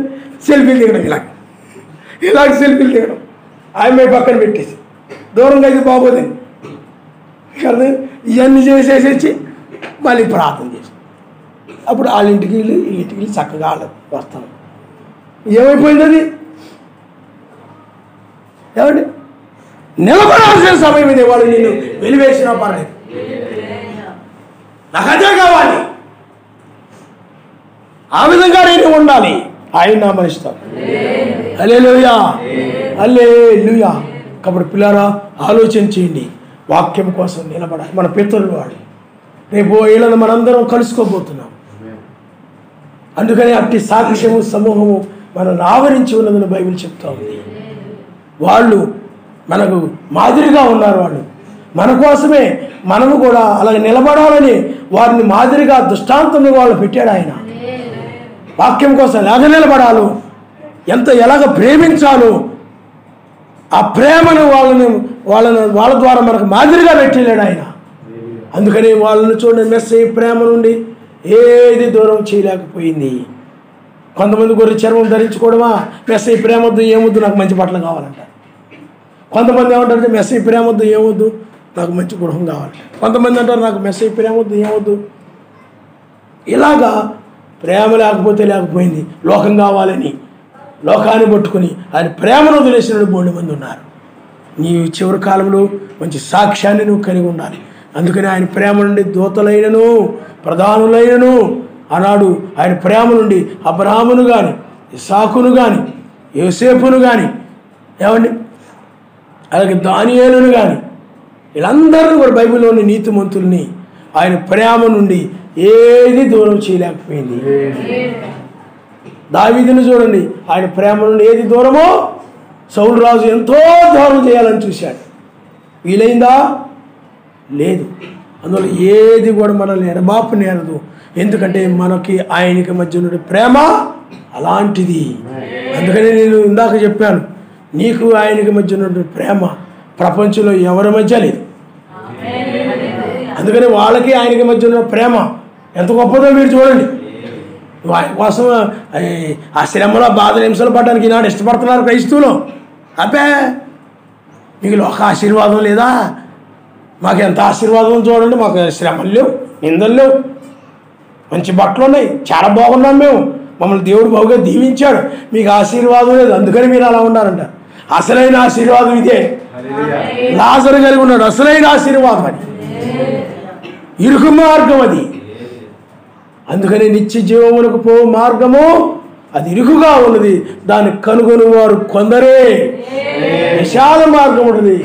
దాని మార్గంలో ప్రవేశించేవారు అనేక మంది, దాన్ని కనుగొనేవారు అనేకులని వాక్యం చెప్తూ ఉంది. కాబట్టి ఆయన ప్రేమ నుండి నిన్ను ఎవరో దూరం చేయలేరు. ఆయన నీతి నుండి నిన్ను ఎవరో దూరం చేయలేరు. ఆయన యొక్క పరిశుద్ధత నుండి నిన్ను ఎవరో దూరం చేయలేరు. ఆయన యొక్క సహనం నుండి నిన్ను ఎవరో, అంటే నువ్వు ఆయన ఏంటి సహనాన్ని, నీ సహనాన్ని నుండి ఎవరు దూరం చేయలేరు. ఆ సహనాన్ని దూరం అయిపోతే ఏమైపోతుంది? గొడవలు ఇచ్చేస్తాయి. సహనాన్ని కోల్పోతే ఏమైపోతుంది చెప్పండి? ఎవరు దూరం చేయలేరు. ఆయన ప్రేమ నుండి నీ భర్త కానీ, నీ భార్య కానీ, నీ కుటుంబము కానీ, నీ బంధువులు కానీ ఎవరు దూరం చేయలేరు. ఎందుకంటే ఇది ఒకరు కొనుకోబడి ఒకడు విలువబడే కాలం ఇది. ఆయన నామమున హల్లెలూయా. ఆయన్నే నువ్వు ప్రేమించు, ఆయన్నే నీవు ప్రేమించు. మొదటగా ఆయనే నన్ను ప్రేమించను. మొదటగా నువ్వు పుట్టకొనిపై ఆయన నిన్ను ప్రేమించాడు. జగత్తు పునాది వేయబడకొనిపై నిన్ను ఆయన ప్రేమించాడు. ఈ సృష్టి చేసింది నీ కొరకే. ఎందుకంటే ఆ సృష్టి మనకు బోధ చేయించు ఉన్నది. ఈ నక్షత్రము, ఏకు నక్షత్రము తూర్పున సృష్టించబడింది నీకోసమే. సప్తఋషి నక్షత్రాలు సృష్టించబడింది నీకోసమే. సాయంకాల నక్షత్రం సృష్టించబడింది నీకోసమే. పగలు సూర్యుడు సృష్టించబడింది నీకోసమే. అవన్నీ కూడా ఆయన కార్యములు మనకు బోధిస్తూ ఉన్నాయి. ఒక విత్తనము చనిపోయి మరలా తిరిగి మొలకెత్తుట నీకోసమే దాన్ని జరిగిస్తున్నాడు. నీ విషయంలో కూడా అలాగే జరుగుతుందని, మృతులు అలాగే లేపబడతారని. ఒక ఇలస చేప పులసగా మారిపోవడం, అది నీకోసమే అవి జరుగుతున్నది. చాలామంది అవి తినడానికి అనుకుంటారు, కనుక అనేది మన కోసం జరుగుతుంది. అది ఆత్మ సంబంధంగా మనకు తెలుస్తుంది. కమ్మగా ఉంది, చాలా బాగుంటుంది, 2000, 3000, 10,000 ఆ చేప అంటుంటారు చాలామంది. తినే వాళ్ళకి ఆ విధంగా కనపడుతుంది. కానీ మనకది మనం ఎలా రూపాంతరం చెందుతామో చూపిస్తాము. దొంగలి పురుగు ఉన్నది, అది చితాకో సిలుగుగా మార్పు చెందుతుంది. అది మన కోసం సృష్టించబడింది. అవన్నీ కూడా జరిగేవన్నీ కూడా నీ గురించి, ముందు చేసిన కార్యాలన్నీ కూడా నీ గురించి. ఎంత ప్రేమ చూడండి, నీ మీద ఎంత ప్రేమో. నీ కోసమే సృష్టిని ఆయన సృష్టించాడు. ఎందుకంటే ఆదాము కాలంలో సృష్టించబడినప్పటికీ చివరిలో ఒక అసలైనటువంటి నా వధువు ఉన్నది. ఆమె ఈ అన్నిటిని కూడా ఛాయగా తీసుకొని, మాదిరిగా తీసుకొని ఆమె వాక్యం కోసం నిలబడుతుందని ఆయన తెలుసు. ఆయన నామనిస్తాడు. అందుకోసమే ఆయన ఆ విధంగా చేశాడు. తలలు వంచుకోండి, మనం ప్రార్థన చేసుకుందాం. ఆయన్ను ప్రేమిస్తున్నావా? నన్ను ప్రేమించిన నా మాటలు గైకొనమని మెస్సయ్యా పలికెను. నన్ను ప్రేమించిన నా మాటలు గైకొనమని మెస్సయ్యా పలికెను. నా వాక్యమందు నిలచిన వారే నా శిష్యులని తెలిపేను. నా వాక్యమందు నిలచిన వారే నా శిష్యులని తెలిపేను. నా శిష్యులని తెలిపేను. ప్రేమించుచున్నావా? ఏది నీలో ప్రేమ? ప్రేమించుచున్నావా? ఏది నీలో త్యాగం? ప్రేమించు సుమా, ఆయన్ని ప్రేమించు. అలాగే నిన్ను హింసించు వారైనా సరే, నీ కుటుంబంలో ఎవరిని హింసించినా బాధించినా ప్రేమించు వాళ్ళని, క్షమించు వాళ్ళని. వాళ్ళు నీ ఇంటి వాళ్ళు కావచ్చు, వెలుపులు కావచ్చు, నీ తల్లిదండ్రులు కావచ్చు, నీ బంధువులు కావచ్చు, నీ భర్త కావచ్చు, నీ భార్య, ఎవరైనా కానీ వాళ్ళని హింసించినా, శ్రమ పెట్టినా, బాధించినా నాయనా వాళ్ళని క్షమించు. వాళ్ళు పరలోకంలో ఉండేలాగా సహాయం చేయి. అది ప్రార్థించాలి తప్ప నువ్వు ద్వేషించకూడదు.